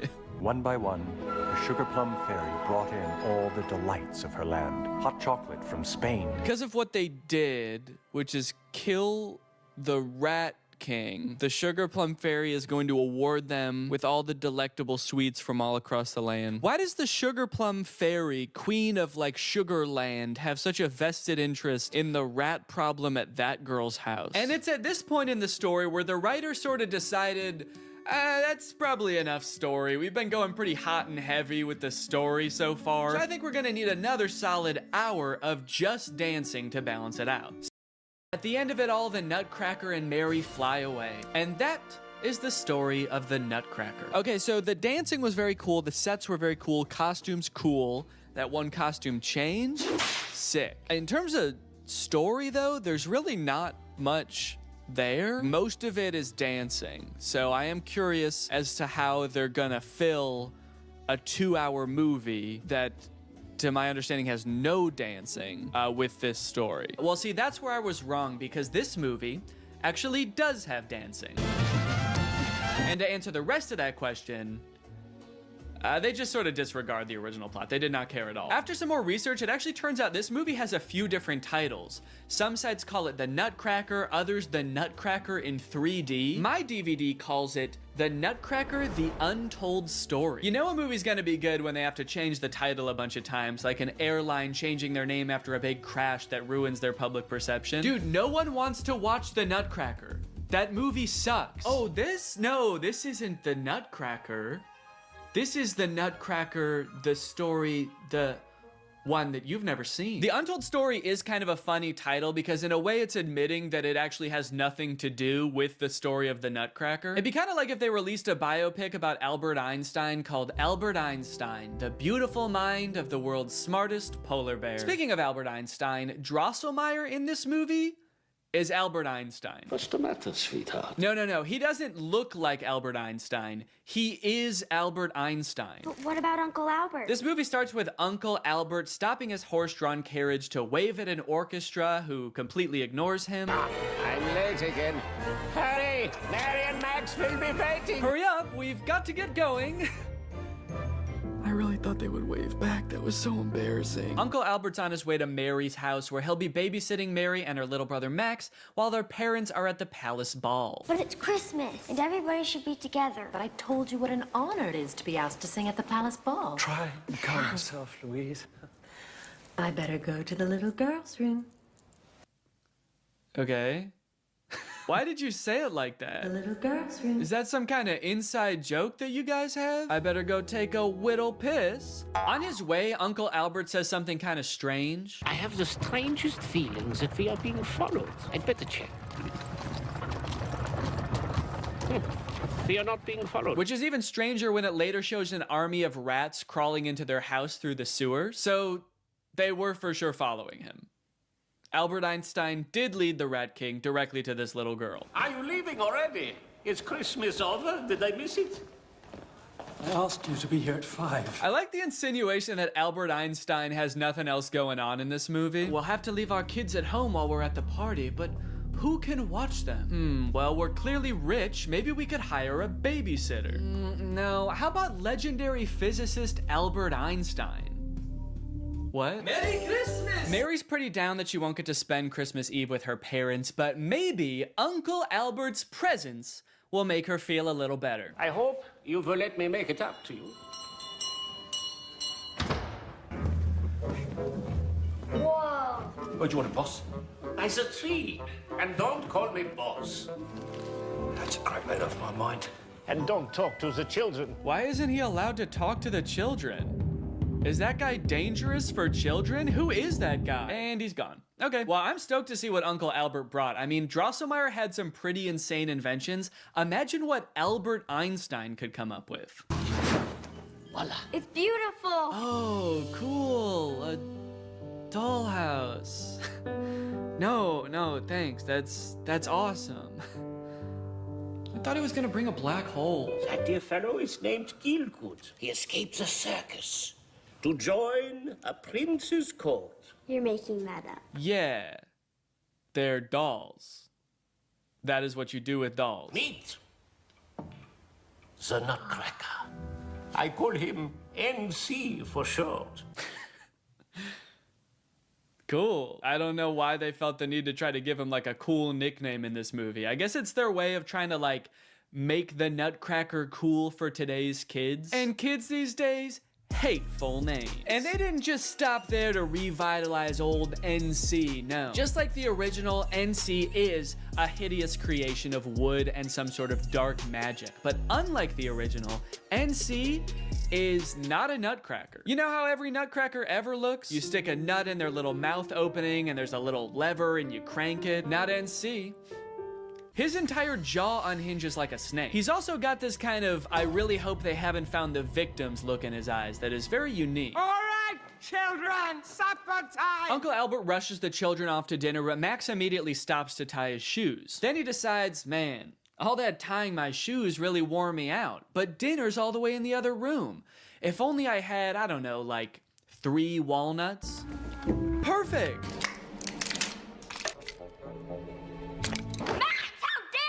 Luckily, Uncle Albert knows how to fix him right up. Man, I knew Einstein was smart, but this dude is good. It's just a stupid toy. No, it's not. She's right. It's really more like a cooking utensil. What is just a toy for you may be a real friend for someone else. I have a theory about it. It's called relativity. Would you like to hear it? Yes, please, Einstein. Tell us how your theory of relativity relates to this scary wooden boy. Everything's relative. Everything's relative. Right. All the songs in this movie are songs from the Nutcracker with words added to them. This one is about how everything is relative. Max might think the Nutcracker's just a creepy little toy, but to Mary, he's a creepy little friend. You might think you're short, but if you met someone shorter than you, they would think you're tall. Everything is relative. This movie might have a 0% on Rotten Tomatoes, but surely there are movies with lower scores, right? Right. This song is full of a bunch of really awesome lyrics. This is that, these are those. And beautiful dancing. What to scream, what's ideal, what to feel, no one really knows. I like these kids, dude. They were like, oh, you didn't come up with any choreography? You didn't want to put in the work? No, that's all right. We know what to do. What's ideal? Why don't you come live with us? Tuck me in every night. I'm always with you, dear. Can you tell us the Nutcracker story? Damn, what happened to I'm always with you? Guess that was sort of relative too. Mary gets up in the middle of the night to cuddle her new toy, which as of right now is the only thing that has not left her in her life. Sorry about my brother. Boys is like that. And to her amazement, it begins to speak, and its voice is so soft and beautiful. Careful, I don't want to get broken again. Her face really says it all, doesn't it? The Nutcracker is Moaning Myrtle. If you really want to see something amazing, put me up somewhere high in the room. Like the top shelf of the bookcase. Timber! I can't believe it. You did it. Ah! He's huge! No, Mary, you screwed up. Oh God, he's hideous. You did it. This is a nightmare. What do you mean? I mean, I've been waiting for someone who believed like you. You're really special. Sorry, what did she do exactly? She didn't believe. She picked you up and you started yapping and barking orders at her. Careful, put me up somewhere high in the room. Mary! At this point, I was actually kind of glad that the original ballet didn't have any words, because it turns out I don't like the way the Nutcracker sounds. You could imagine that I'm really alive. And not just that, he's also super mean in this movie. The second he comes to life, he starts sprinting around the room and ranting about how he needs to take military action and come up with a plan. I have to act. And now I need a plan. Mary tries to help him and he's like, ugh! What's the plan? Oh, it needn't concern you. Girls are no good at military strategy. He starts arguing with her like they're an old married couple. Where are you going? I just told you. To the doll's house. How ungrateful men can be. Quick! You all right? When I was younger, a boy moved to my town. He was so handsome. He's like, oops, we need to kill her. Kill the witness. Phew. She would have dropped dead if she saw me, and we don't want that. And that's Haha, yeah, we totally don't want to kill her. So he brings Mary downstairs where the dollhouse and all the ornaments on the Christmas tree have come to life. And they're also gigantic, and NC is also super mean to them. What is going on? Come down here, you lot! Your behavior is unbelievable! The dolls bring up some story arc about how Uncle Albert had kept the dollhouse in his attic for like 30 years and never touched it, and now all of a sudden something critical has happened and he's keeping a really close eye on it. His Uncle Albert kept this house in his dusty attic for 30 years. All of a sudden, it's his most valuable possession. But the thing that is most distracting to me in this scene is, why do the dolls call him Uncle Albert? Mary is Uncle Albert's niece. Does Uncle Albert have like a brother who gave birth to dolls? I never knew that about Albert Einstein. That's crazy. Then they go up into the tree to find the snow fairy. Your Highness, it would be my pleasure to give you a lift. Why do they call you Your Highness? Oh, no real reason. Just something they do. They just do that. I have no idea. They're crazy. You're crazy. Your Highness, Merry Christmas to you! Merry Christmas! Mary, you're very pretty. Why, thank you. What? Dude, that came out of nowhere. What was that? Wow, look at them all jump. Excuse me. You're hot. Since most of this movie takes place in this kind of like dream state that Mary's in, some of the characters resemble people in her real life. For example, the snow fairy who looks just like Mary's mom. You know, you look exactly like my mother. But I'm not. Wow, good writing. You look just like my mother, and you look just like an idiot. I'm not your mom. I better go to the little girl's room. There is something I want to tell you about NC. That terrible creature, the Rat Queen, cast him under a bad spell. She's so awful I can barely bring myself to say her name. Rat Queen. I'll never forget the name of the man who killed my father. But with you here, Mary, we might just have a chance to defeat her. How do you face the world? Oh, great. Cucumber more music. Dude, even NC's getting bored of this. Look at him. NC?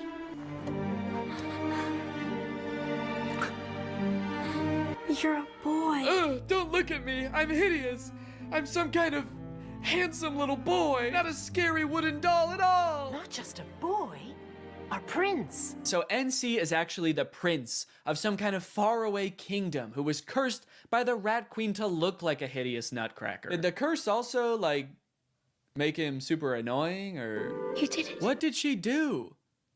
She just stood there again. I am happy for the kid, don't get me wrong. Stuck is a device that just gets whole nuts shoved into its mouth on the regular. Does not sound fun. Even while he was wooden, he was 100% not enjoying that. I don't think that was a suspicious look in his eyes anymore. I think that was a cry for help. I have a plan. I'm going straight back to my kingdom.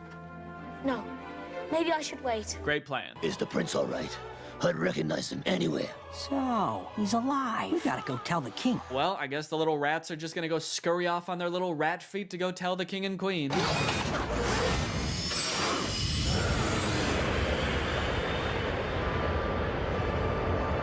Or that. See that cloud there? It was my city before the Rat King took it from me. Sorry, your city? Were you prince of a city? That's a little less impressive now, but okay, now go on, go ahead. We cut to a flashback where the rat army pops out of the ground in this gigantic rat tower. It unloads thousands of what can only be described as rat Nazis. I thought the rats might be kind of quirky. The first two we saw were kind of goofy. He's alive. Everything else in this movie has been a little bit silly, but no, these are full-on Nazi soldiers. They don't have like special rat weapons. They just have guns. And they do perhaps the least quirky thing possible, and they enslave the town. And just when you think these rats are all serious, no quirkiness, no silliness, we cut to the present day where the Rat King is ruling over the city. Welcome to a Stygian era. And just when you think the rats are silly, they introduce you to the concentration camp they created for the humans. Take them to the smoke factory. Welcome to paradise. Sorry, Snow Fairy, how exactly is this little girl gonna help defeat the Rat Kingdom? But with you here, Mary, we might just have a chance to defeat her. Things seem pretty far gone at this point. I don't think you were just missing one 6-year-old girl. And furthermore, what is all of this Nazi and Holocaust imagery doing in a Nutcracker adaptation for children? This is a movie that's supposed to be set in the 1800s, about a little doll that comes to life. But no, please, throw Rat Hitler, a real Jewish man, and terrorism into the mix. We caught them trying to blow up the palace. Also, is this movie set in Germany?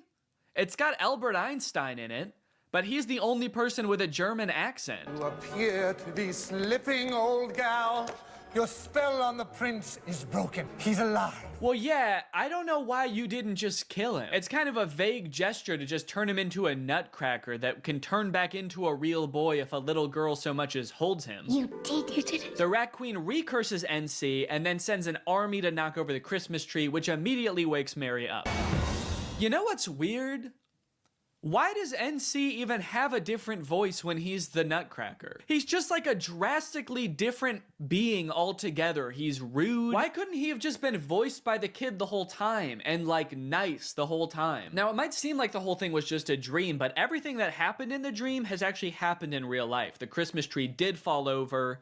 NC is laying on the ground. So there is some sort of crossover between the dream realm and reality. I have the strangest feeling that something is wrong at Mary's house. Yeah, that's crazy. It's almost like you gave your niece a bewitched doll and led a rat army to her house. Mary has become unmanageable. You do nothing but fill her head with fairy stories. She must be prepared for the real world. Reality is merely an illusion. What kind of response is that, dude? You're making our daughter crazy. You're ruining her life. Can you even prove that reality isn't just a simulation? Also, did you bring a criminal into our house? But Uncle Albert is able to shift the tides. Has it really been so long since you've been a child? He reminds Mary's dad that he was once a little boy too and had a special little friend just like Mary. It was a little pebble, and so he sings a whole song about the little pebble, and right away, Mary's dad just freaking loses it. Abandoned on the sand. Really? You're that sad? Why so sad? He misses his pebble. What happened to the pebble? Yeah, I saved it for you. Here you go, I had the pebble the whole time. I stole it to ruin your life. The next night, Mary and NC decide to enlist Max to help fight the Rat King as well. But upon seeing the Rat King for the first time, Max immediately defects to the Rat Army. We even have a special rat bike for you to ride. A rat bite? Oh, also the Rat King does this. Wow! Max loves the Rat King. He's like, this dude is awesome. Who is this guy based off of again? This used to be a beautiful town. The sun is blocked out by smoke from burning toys. Oh yeah, so the reason there's a dark cloud over the whole city is apparently because rats hate the sun. So they set up these camps where they burn children's toys to keep the sky dark. They bring this up over and over again like it's the scariest thing ever. You do know the rats burn toys. Like it's the scariest thing the rats do. It is not. It's not even close. I feel like the creators of the film have no idea what is scary to kids. That's where the Rat King lives. You know he doesn't like teddy bears, don't you? Yeah, he's Rat Hitler. He's hideous. He has a hideous heart that hates little toys. He kills people. Mary just saved NC from getting burned in the incinerator, but he won't wake up. I can't wake him. Please help me. It has to be you. How? I don't know. I don't fucking care. Anyway, she cries on him.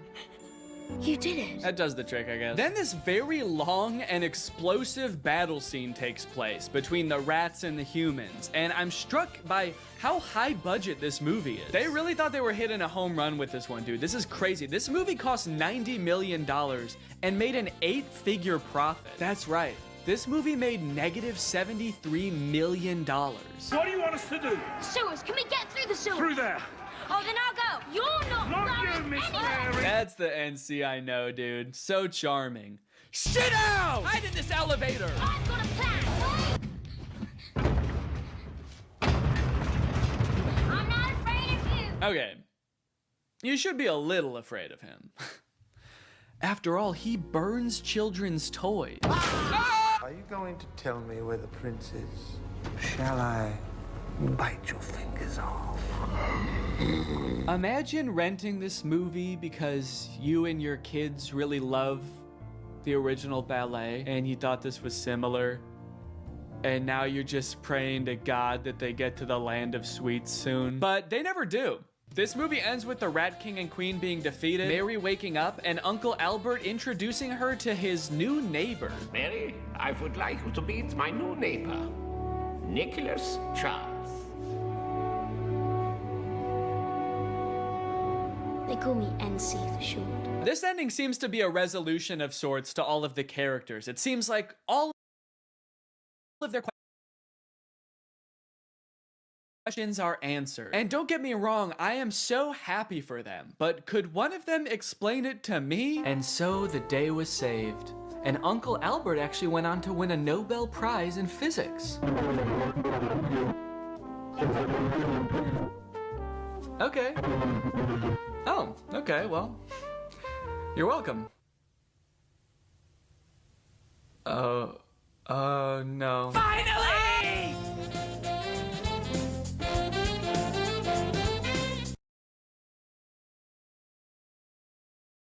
What's up, Greg? I hope you're having a great day. Welcome back to another episode of The Great Dan Boney. I am great, and I am Dan. So since it's October, it's getting to be Halloween time, I thought it would be fun if we do another spooky movie review. And to be honest, this movie, Spooky House, is the spookiest movie that I've seen in a while. It's got a spooky house, it's got a spooky guy, and it has an absolutely insane plot twist at the end. I did not see this coming, and you will not either, I guarantee it. Or maybe you will. Now that I've said that there's a plot twist, you might see it coming, but I didn't see it coming. This movie came out in 2002, It has Ben Kingsley in it, so you can expect some good shit coming out of this movie. So without further ado, let's go ahead and check out Spooky House. So the movie starts off with this magic show put on by the Great Zamboni. Apparently he's like this famous magician. He's having one of his shows filmed, so he's doing it just in front of a camera crew. He's doing some absolutely insane magic tricks. This is the very first trick that he does. Be prepared to have your illusions shattered. Yeah. The very first trick he does is the most insane magic trick I've ever seen. Holy shit. Imagine seeing this, going to a show and seeing your favorite magician, and the very first trick they do is just explode. You're like, wow, that's really impressive. Is he dead? Did this motherfucker just die at the beginning of the show? I paid $200 for this ticket. But now he's good. All the king's horses and all the king's men put the Great Zamboni together again, and he's fine. Ladies and gentlemen, my partner on stage and in life, Dawn Star. Okay, and this is important to set up the movie. He's doing this trick where he introduces his wife, whose name is Dawn Star. He's doing this trick that's also sort of a story. So he's telling the story about like these evil spirits who want to take Dawn Star and how he won't let them. And he puts her into this star and raises the star up into the air. Looked upon the star and blew with all his might. And then all of a sudden the star just blows up. Like, he looks concerned like that wasn't supposed to happen. He might have just blown up his wife. And then he goes to finish the trick where he's supposed to open this globe and she's supposed to be in there, and she's not. And then he looks even more concerned. So whatever worries he had before are even worse now that she wasn't in the globe. That's the whole first scene. His wife blows up and then she's not where she's supposed to be. Right off the bat, I am left very confused by the first scene. But one thing is for sure, his wife actually is gone. No one knows where his wife is. Then in one of the weirdest tonal shifts, I think in any movie I've ever seen, it cuts from him blowing up his wife to just him walking down the street 11 and a half years later with a Jaguar.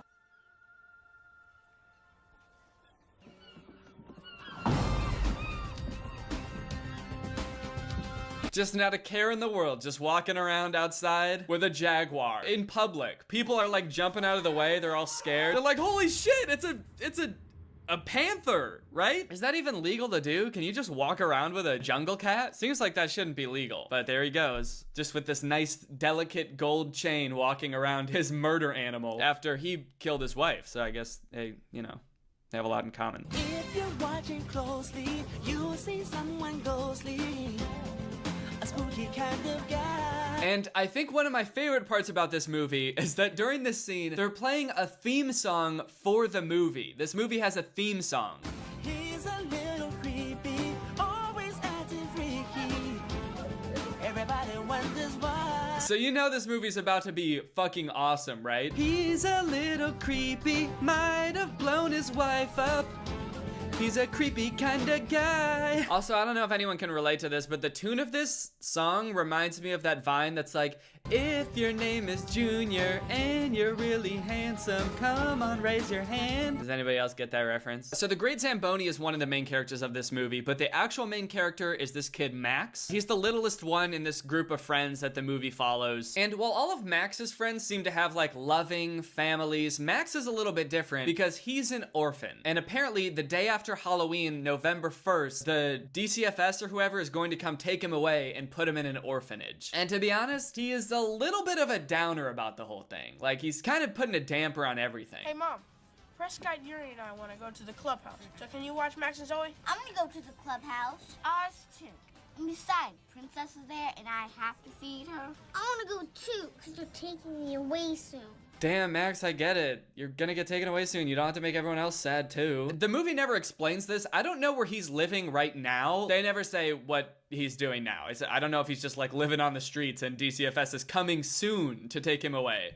I feel like if that were the case, they would maybe try to expedite that a little bit quicker. I don't think they'd just be like, he can fend for himself for a few months. He'll be fine. But maybe that is the case. I don't know. I've never been an orphan, so. Fuck yeah.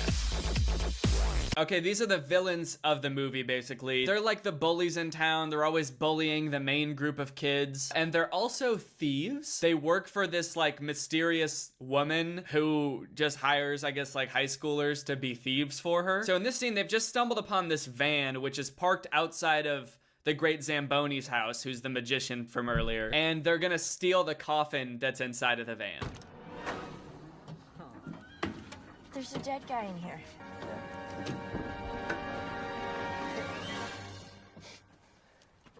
Well, it don't look used. Boss probably get big bucks for this.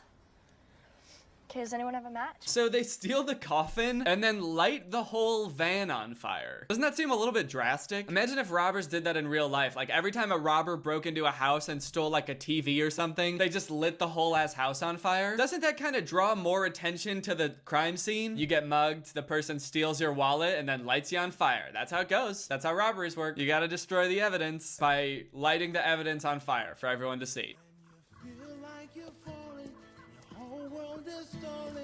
When you're losing your grip and you're starting to... Then the great Zamboni comes home to see that his van has been burnt to a crisp. There's like no police or firemen anywhere to be found. Did no one call the fire department for this guy? I'm so confused. Like this tree and the whole van are burnt to a crisp. No, like no one cares. Because there's like a neighbor's house right here behind him. They definitely saw the whole ass van get lit on fire and were probably just like, fuck that guy. He killed his wife. He blew her up right on TV. I'm gonna let his van burn. I also like that the great Zamboni like doesn't even seem surprised that this happened. He just kind of walks up to it and is like, figures. And then just walks inside. Sooner or later, someone was bound to come and light my car on fire. It's what I get, I guess, for killing my wife.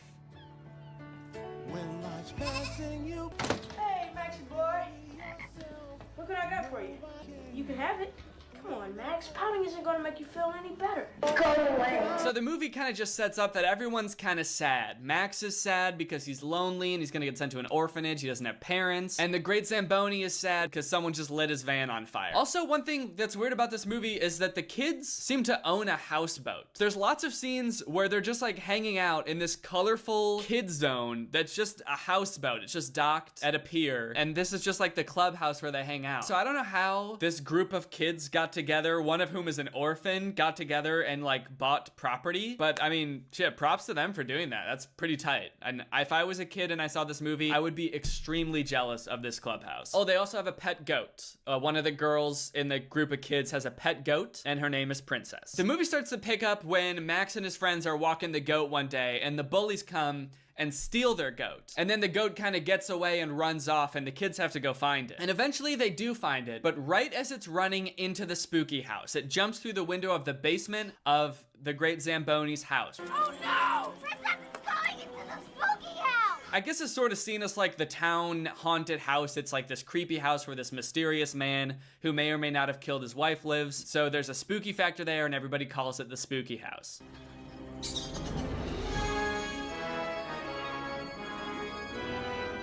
And all the kids in the group seem to very much not want to go into the spooky house, except for Max. No, Max, wait. Max, don't go in there. The spooky guy might get you. He's be feeding little kids to his lion. I know all that stuff. So why do you want to go in there, Max? Because I had nothing to live for anyway. Holy shit, Max. Dude, chill out with the sad shit. Damn, dude. Way to bring down the mood. We were all just vibing, looking for this goat. You really gotta bring it down. This poor kid. So anyway, he decides to go into the house and then everyone decides to follow him. Because if he's going in, they might as well all go too. Hey, Princess!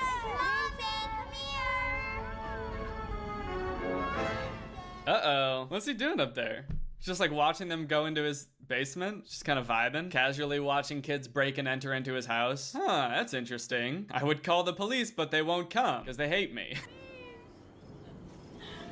Oh my God!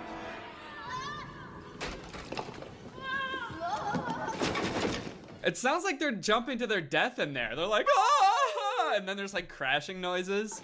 Maybe his basement is like really far down and so they're all just kind of jumping and like breaking their legs. So he's just standing there watching them like, hell yeah, dude. I love watching kids just break their fucking legs in my basement. Duh! What was that sound? I think that kid shit his pants. That's such a gross sound effect. One thing about this movie is that it has really gross sound effects at times. I'll point them out as they come up, as if you wouldn't already know that they're gross. But this movie's got some nasty stuff. Go find a light.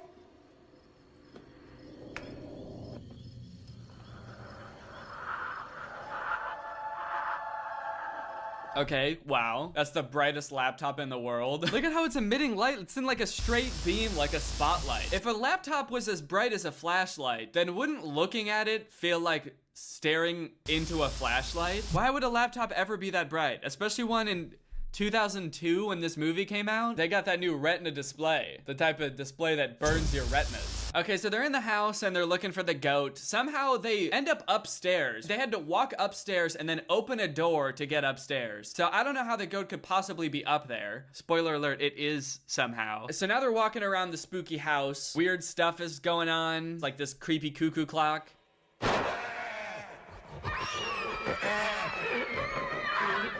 I don't know why a cuckoo clock with a bird that comes out of it is making a noise like a dying pig. I don't know what that noise is. One thing's for sure though, it is nasty. Then we see that the Great Zamboni is like walking around the house behind the walls and like peering in at the kids as all this creepy shit happens to them. Like he's loving the fact that these kids are like getting horrified in his house. Like there's one part where Max gets his head stuck in this like spider thing. He's stuck in there and then he scares the other kid. Then that kid runs away and gets stuck inside the couch. Then lightning strikes and this girl's butt gets stuck in this bucket. And they like sped up the footage here and it's like pretty creepy looking. Just the way she's flailing around in this bucket, dude, it's so creepy. His little eyes are just peeping through paintings and stuff. He's just kind of watching them. Like, oh yeah, these kids are so fucking scared. I got these kids so scared. Yeah. So they find the goat. They're still walking around his house though, and they stumble across this like crypt, this like tomb thing, and the Great Zamboni comes out of it.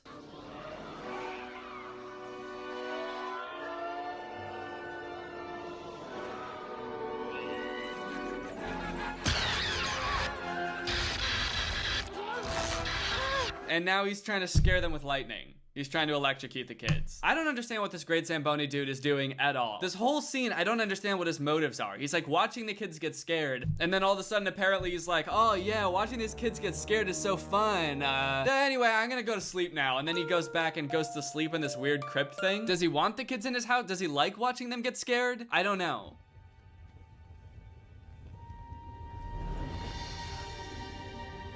Boo.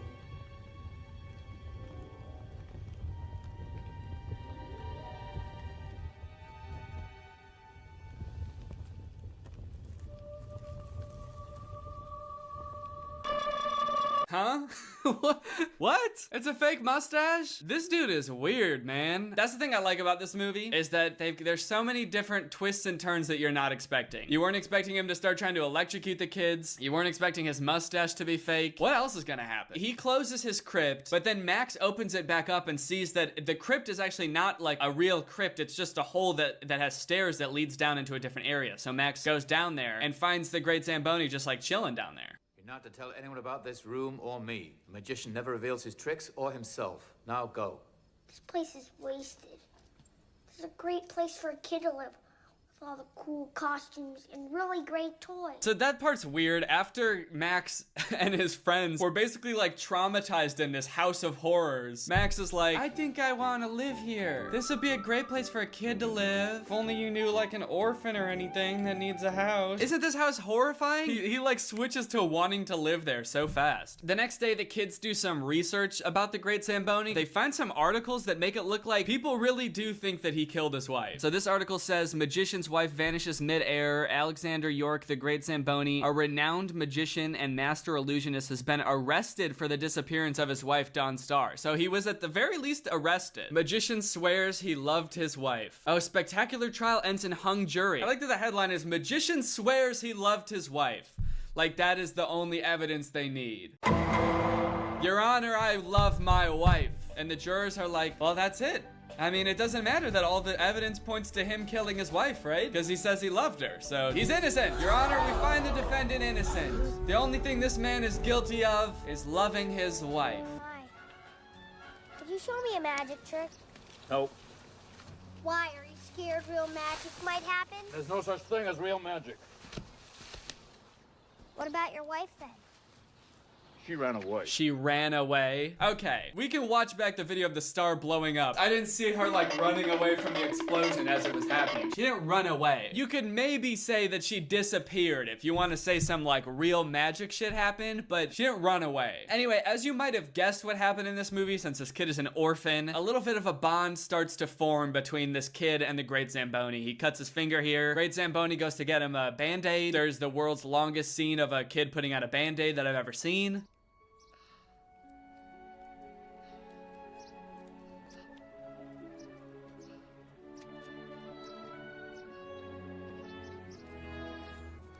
And I don't really know how I feel about Max forming a relationship with this dude. Well, for one, he might have killed his wife, but let's put that aside for a second, because he did love his wife. But he also, like, spent a whole night causing, or at the very least, allowing these kids to be spooked heavily in his house. Max, dog, I don't really know if this is the right fit. I think that maybe an orphanage would be better than this dude. Maybe he's home, but he won't answer the door.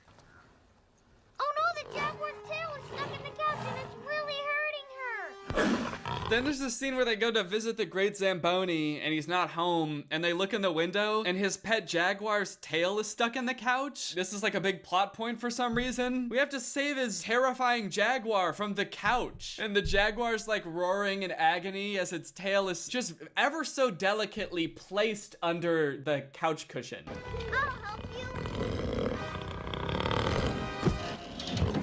Anyway, Max saves the jaguar, but then he gets stuck in the couch. Then there's this part where the Great Zamboni comes home and lays down on the couch and immediately falls asleep. Because the second he lays down, Max starts like pounding on the couch being like, I have to pee, help, let me out. Which he also says like 1,000 times. But the Great Zamboni is just already asleep. He lays down and it's just immediately like, which I guess is kind of what happened the first time they were at his house too. He was like watching the kids and then he was like, oh, I'm going to bed, and gets in his crypt and just goes to sleep. Gonna wind up in a reform school, not an orphanage, if you keep breaking into my house. But Shadow's tail was stuck in this couch. Shadow is in the hallway. She looks fine to me. Would you go, all of you? Would you just go? I don't want to see any of you near my house! Yeah, this dude's got issues, man. I feel like the logical conclusion of this movie is that Max is gonna get adopted by this dude. And if that happens, I don't know if I'm gonna be able to support it. This dude is acting like a psychopath. I don't want to see any of you near my house! Any of you near my house! So go! So go! Shit, I don't know about you guys, but it seems like daddy material to me. So the nerdy girl of the group who owns the world's brightest laptop decides to do a little bit more research on the Great Zamboni. She finds this clip where he says something, but the microphones don't pick it up because he says it really quietly just to his wife. And so she does that thing that movies do where she just presses the enhance button to figure out what he says. And oh boy, what he says is a doozy. I hate children. I hate children. I hate children. I hate children. I hate children.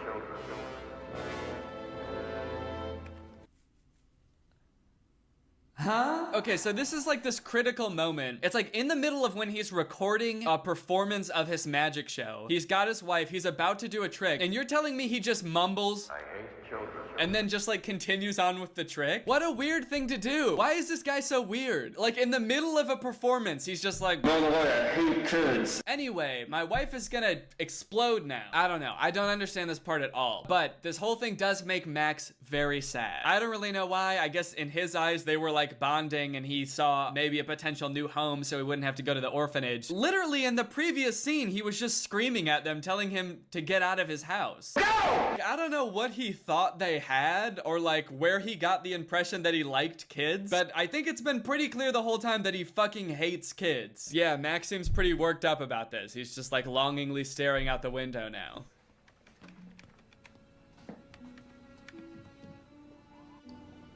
I don't want to see any of you near my house! There actually is an almost sweet moment with Max and the Zamboni man. Max gets beat up by the bullies and he goes to the Great Zamboni because he's got no one else to go to, and the Great Zamboni kind of cleans him up, and this is where we start to see a little bit of a softer side of the Great Zamboni. That is, at least until he starts to give Max advice about going to the orphanage. That's why I want you to teach me some magic tricks. You'd be better off if I taught you a good right cross. Okay, dude, chill. Magic tricks to impress people and make friends? Yeah, you'd be better off if I taught you how to beat the shit out of people instead. That's how you make friends. With a good right cross. Well, I never knew my mother, so I'm not as lucky as you. There was nobody there to tell me not to fight. Because all the other kids always picked on me, I got into a lot of fights. I had a great right cross. Why is this dude obsessed with great right crosses? We get it, dude. You know about the great right cross. Old Dawn Star wanted to do was to have a great right cross.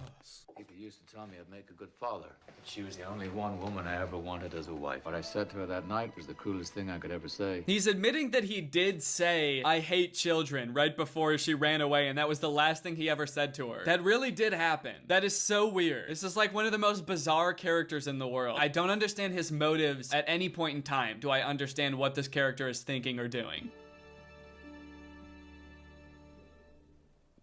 You got the good thing that I want. Oh yeah, it's Halloween now, baby. So on Halloween night, the bullies are working for their boss, this lady. They're getting orders for like what to steal on Halloween. Right before Halloween, the bullies steal the goat again, and they also steal this magic wand from Max. So on Halloween night, while the bullies are meeting with the boss, the kids go to steal back the goat and the magic wand, which they do.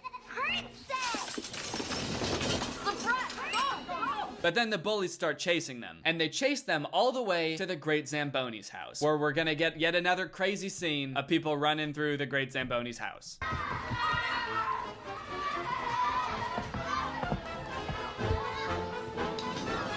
Aren't you supposed to say trick or treat? And now all of a sudden, Mr. Zamboni is like this kid-friendly, happy-go-lucky dude who's like making jokes with the kids, making dad jokes. You're gonna bust into my house, aren't you supposed to say trick or treat? Say it now or you'll get a good right cross. So the bullies enter the house, and the kids, with the help of the Great Zamboni, proceed to pull a bunch of like spooky pranks on the bullies, you know, to teach them a good lesson. So there's one where this kid leads them into a dark room and then dances for them. He puts on a glow-in-the-dark skeleton costume and has like a whole spooky dance routine that for some reason is scary to them.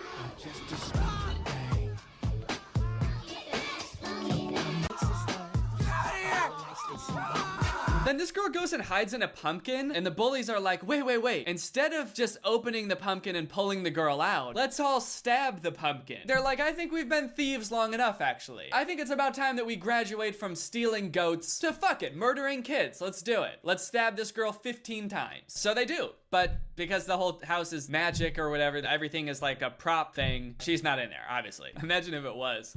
Holy shit, that would be dark. While all this is going on, also Max and the Great Zamboni have another moment where Max is like, you should let me live in your house.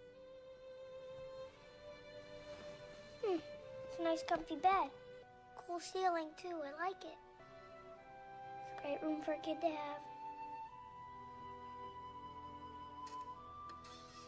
I don't know, man. It just gives me the creeps. I do not like the Zamboni character. I gotta be honest. He's just weird. Then the bullies get spooked some more. There's this like wall closing in on them gag, and then they have to go down this slide. This sliding scene is like 40 seconds long. It's like way too long of them sliding. They play like a whole ass song while they're sliding. The slide finally leads them to one last little show where the Great Zamboni is pretending to saw one of the kids in half. For all these victims delivering themselves into my hands.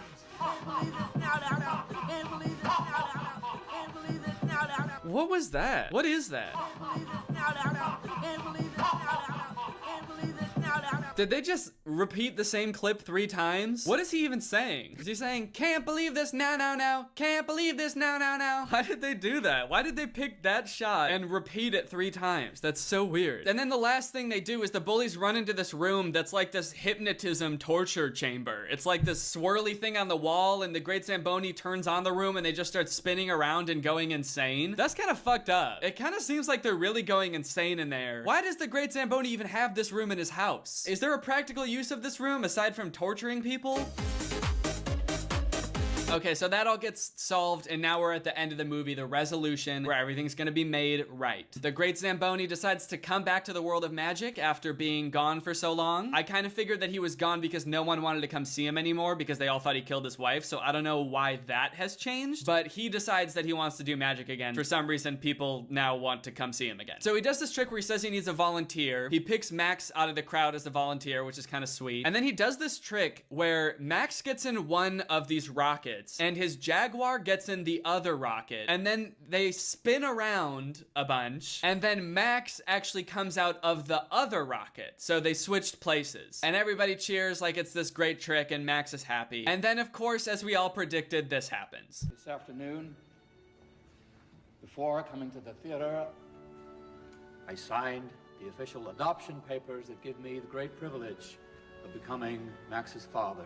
Okay, so that is probably what we all expected. The Great Zamboni has adopted Max. What happens next, I fully did not expect, okay? Because you might remember that Max came out of the rocket, but the Jaguar has not yet. So let's see what happens next. Oh, we mustn't forget Shadow. A big hand for Shadow.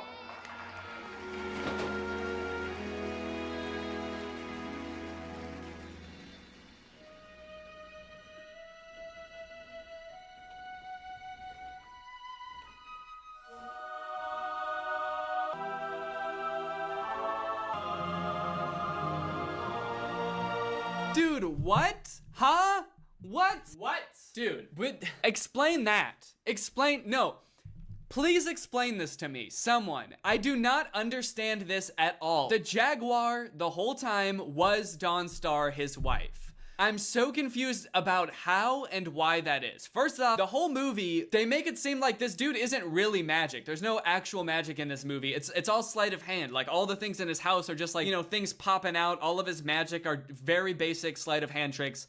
I guess except for the one where he turns into glass and shatters. That one is pretty weird. They make it seem like it's all within the realm of possibility. And then all of a sudden they come in with this shit where the Jaguar's been like a shape-shifting woman the whole time. But that's not the only confusing part, because why?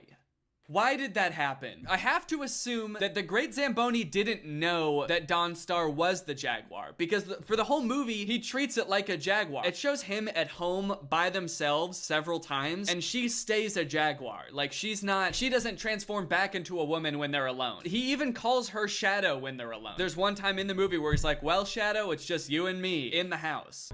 Just you and me, Shadow. That only leads me to believe that Dawnstar became a Jaguar, like, disappeared and became a Jaguar on purpose just to fuck with the Great Zamboni. And if that's the case, then it's probably because right before all this happened, the Great Zamboni said, I hate children. And so to punish him, Dawnstar decided to turn into a Jaguar for 11.5 years. Until, I guess, the Great Zamboni decided that he doesn't hate children anymore. If it took longer than that, maybe she would have stayed a Jaguar forever, I don't know. This whole part is so vague. It's so hard to tell if he knew that she was a Jaguar or not. His facial expressions are very vague, and they don't ever even do like close-ups of his face so you can get a better look. It's so weird, and then they just cut away from it. Then it's just the next scene where Zamboni and Dawnstar are walking Max to their car like a happy family. There's no explanation. That's all that happens. And then it's pretty much the end of the movie. That they get in their car, they drive away. This girl finds Dawnstar/Shadow's collar, and the collar flies up into space and creates a new constellation of stars, so that's its whole other thing, and then the credits roll. That's the whole ending of the movie. There's no explanation of literally anything that happened in the movie. The only kind of explanation is that, like, well, it was magic, so that's just what happens when there's magic around. Weird stuff. You can't explain it. Sometimes people just turn into Jaguars. Anyway, that's the end of the movie. So, I don't know, did you see that coming? I didn't see it coming. Let me know in the comments down below. Guys, well, that's it for this video. I hope you liked it. I hope you like my new little setup here. I finally changed it. So hopefully this doesn't look like shit. The Greg is finally off the floor, and honestly, we're vibing. So if you like this video and you're not subscribed yet, make sure you subscribe and turn on my notifications to join Greg. We are the fastest growing army on YouTube. Please do not look that up. You're just gonna have to trust me. That's what Gregs do. They trust me. Anyway, bye. This video is over now.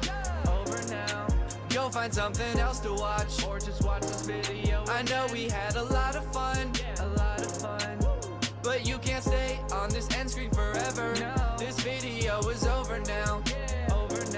So why are you still watching this?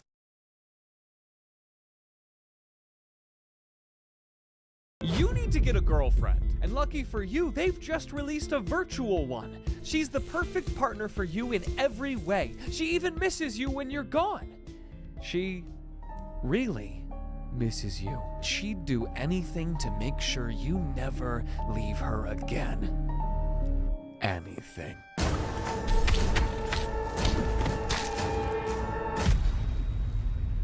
Also, thank you to YouTube for age restricting this video, so this is a re-upload. I said too many naughty words the first time, but they wouldn't tell me which specific part of the video was the problem. So me and my editors have replaced every single swear with some much more enjoyable, child-safe, pet-safe, family-friendly alternatives. Enjoy. Oh boy, I'm so excited. Oh, and it's Christmas. My system clock must be off. It's past New Year's. A new message. That can't be possible. Would you like me to teach you the ropes? Yes, please. I thought I knew them, but I was thinking of twine. So look around. That I can do. Configure, gyrate. Oh my god. All right. Got a bit of a dress code here. Sorry, I didn't expect it. Wait.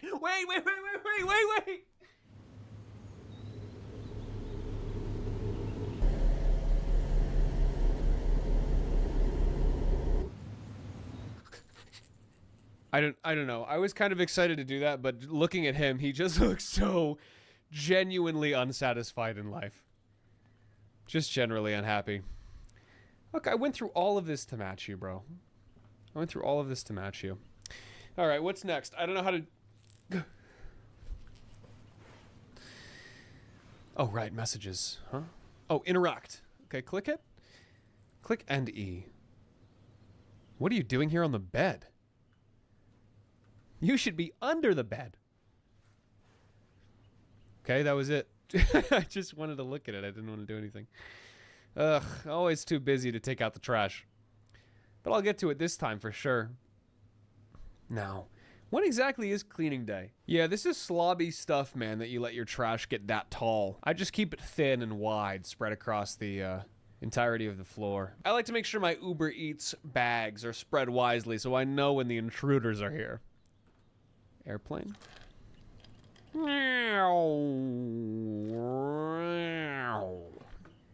I never heard one, but I hope I will someday. Built to soar. I got a Rubik Cube. Can't say I got much use out of it. I solved it once and never touched it again. Guess I figured I wouldn't be able to do it a second time. I was gonna say, I mean, you got... you did it. Is that a new guy? Like, guy that completes Rubik's Cube once and just thinks that's it? Like, every time he talks about the Rubik's, every time someone talks to him about the Rubik's Cube, they bring it to school. He's like, oh, dude, you're still working on that? I solved that in like an afternoon. Bro, like, you haven't figured it out yet, dude? Office life really drilled its etiquette into us, didn't it? I still feel weirdly tied, but will I ever see them again? Wait, why did I even put this picture up? We don't look alike at all, my sister and I. She's always out and about, and I'm just stuck at home. This guy gets it, man. This fussing freeloader back here. Another day in solo queue. Script character reactions, and maybe squeeze in some coding. Oh, I'm game dev. Okay, that makes sense. Listen, I actually did go to a game dev college, so I'll be good. I'll be good. I know my floats. I know my booleans. I got a new message. MK. Dude, he's back? Check this new version. Okay. All right. I've got a dream this is a pretty good app. Launch it. You know, I don't know why I thought that... Whoa! Okay. Hi, hey. Oh, this is funny. Is this one of those Getcho games I've been hearing so much about? Hi, Mita. Nice to meet ya. What's your name? Do I want to be Slimesicle? No! That's just my internet persona. That's not the real me. I want you to get to know the real me. Virtual girlfriend in my phone. Otherwise, what's the point? It's not a real connection. Nice to meet you, Charlie. She already speaks. I don't know. Yeah?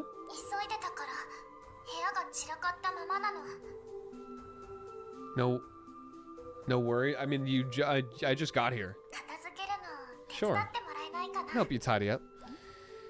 Oh, this is cute. Put the clothes in the laundry basket. Oh, this is not. Yeah, you just stand there and do nothing. You just waggle your arms like you're caught in a stray breeze. Dude, this is a mess, man. This is already. We've just started this already codependent. I mean, seriously, you can. Yeah, no problem. No problem. Dude, that's my forking back. That took me all day. Those words have heavy socks. No, I think I just got back from work again. Let's see what Mita's up to.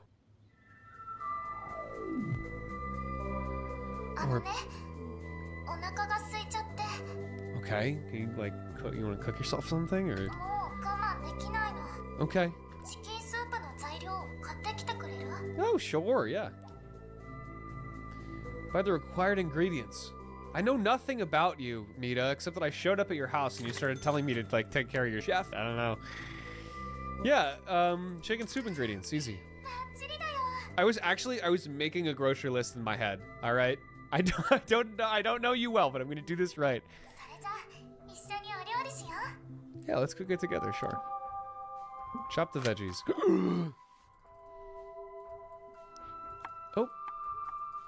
Oh, this is fun. This is like Osu for like a 4-year-old. I'm actually failing.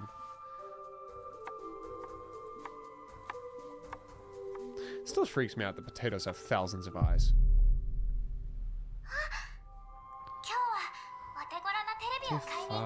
Okay, I guess I've just been filling out her house.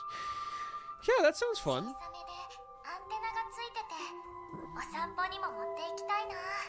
I don't know. I actually don't know. I've been practicing mindfulness. All right, I leave my phone at home.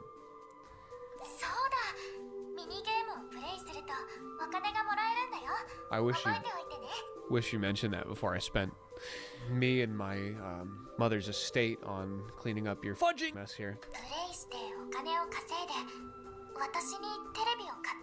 Wait, didn't you just say that? Wait, why did she say it again? I think we have an energy budget. We have 20 energy. Let's try this one. Oh, shapes!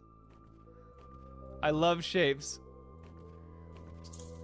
Mita, you couldn't have done that yourself, man. I'm worried about you. Is that why it's called My Side? Because she doesn't realize there's 6 of them on a 4K cube? Okay, we can still do one. Electronics. Oh, this is more my speed, boys. This is what I'm freaking talking about. Check this shit out, and we are absolutely fun. Oh wait, can I place as many as I want? Oh, baby mode. Baby mode.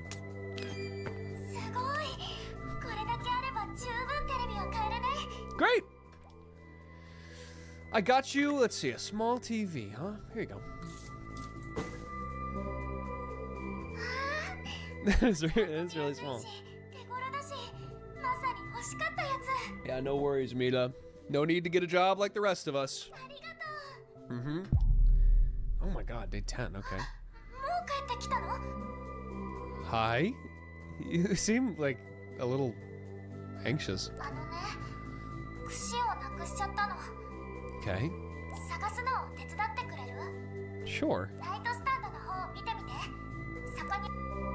Mita, what do you do when I leave? Do you do anything? Do you want to do anything? Oh, there's little hearts. How you get women to love you. Okay. Nothing. Damn. Just don't look in the oven, okay? Mita, this is like... If you tell me not to think about the elephant, I'm gonna think about the elephant. Alright? This is rule number 1. This is literally rule number 1.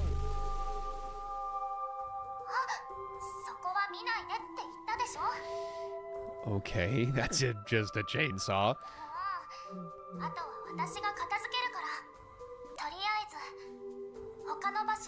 Okay, so you'll clean up. Now, I just want to get this straight because I don't know that I love this. Is you'll clean up the... Yeah, I'll forget all about it. You clean up the chainsaw at record pace, which you've somehow managed to jimmy into the oven. God, we're gonna have to run it on self-clean. It's gonna be a whole mess, dude. But you don't have the stamina to, or the fortitude to search for a singular hairbrush. I don't think it's in. Oh my God, it is. It's right there. Thank God. I think I've needed one for months. Can I please borrow it? Oh, take notes here, boys. Such a big help. Oh, no worries, no worries.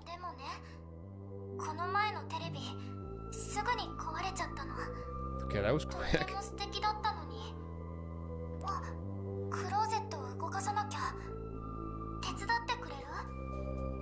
Sure, you... Okay, alright, we're typing in the cute little... Alright, I'll help move it, XD. I'll help move it, :3. I'll help move it, but I'm gonna have to exert myself really hard, ;_, ;_. There we go. Alright, dude, we're okay, we're throwing out pet names. They're coming at me.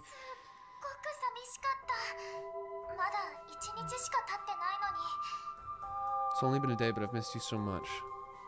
Okay, so she does not perceive the time like we do then. Or does she? Give Mina a present. I wish you could visit more often.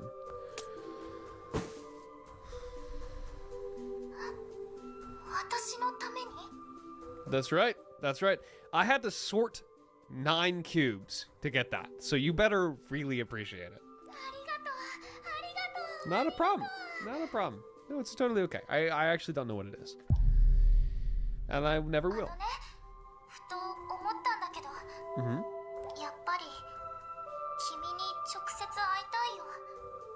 That sounds great too, but this is kind of this is like a bot lobby for me, so I don't know. Ah, I know. It sucks so bad that I can just turn you off for a few days. Like whenever I don't really know what to say or I panic. It just sucks for both of us, really.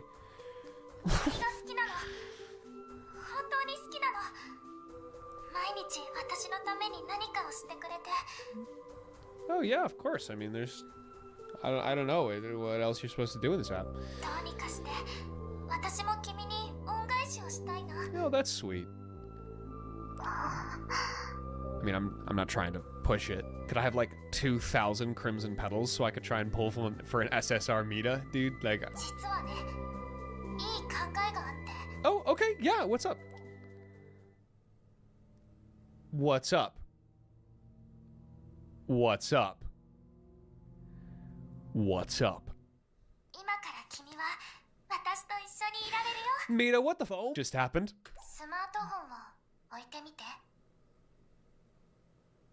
What?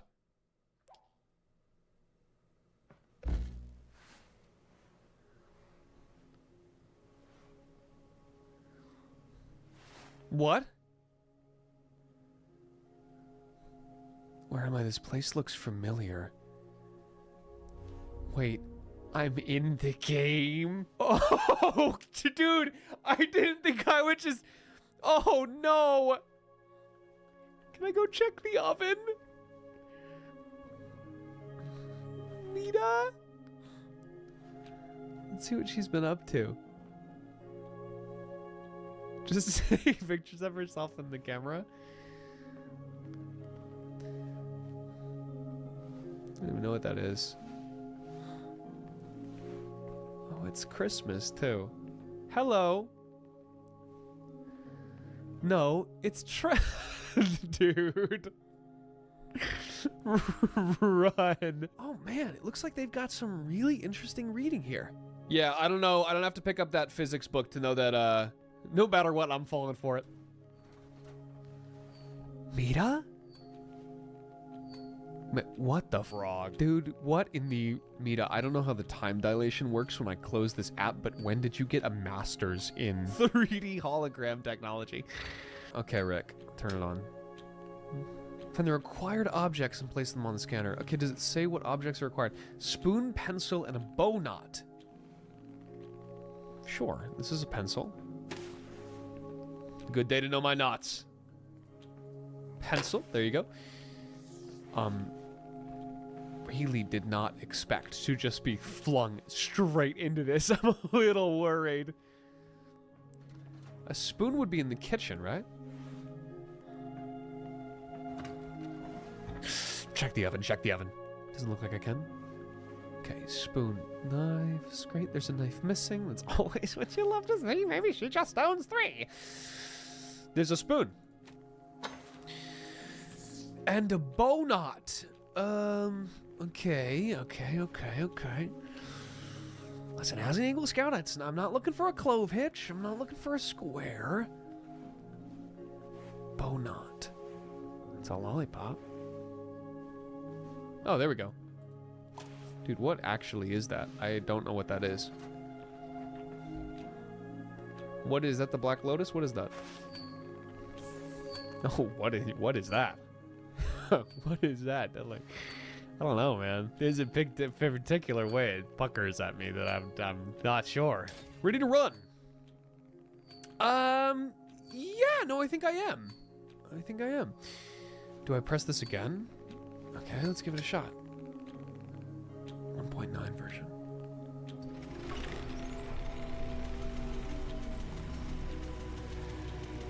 1.9. Oh, they added this. I think this is the Ender Dragon update, so this might go poorly. Do I step in? I'm already in the game. What could this possibly?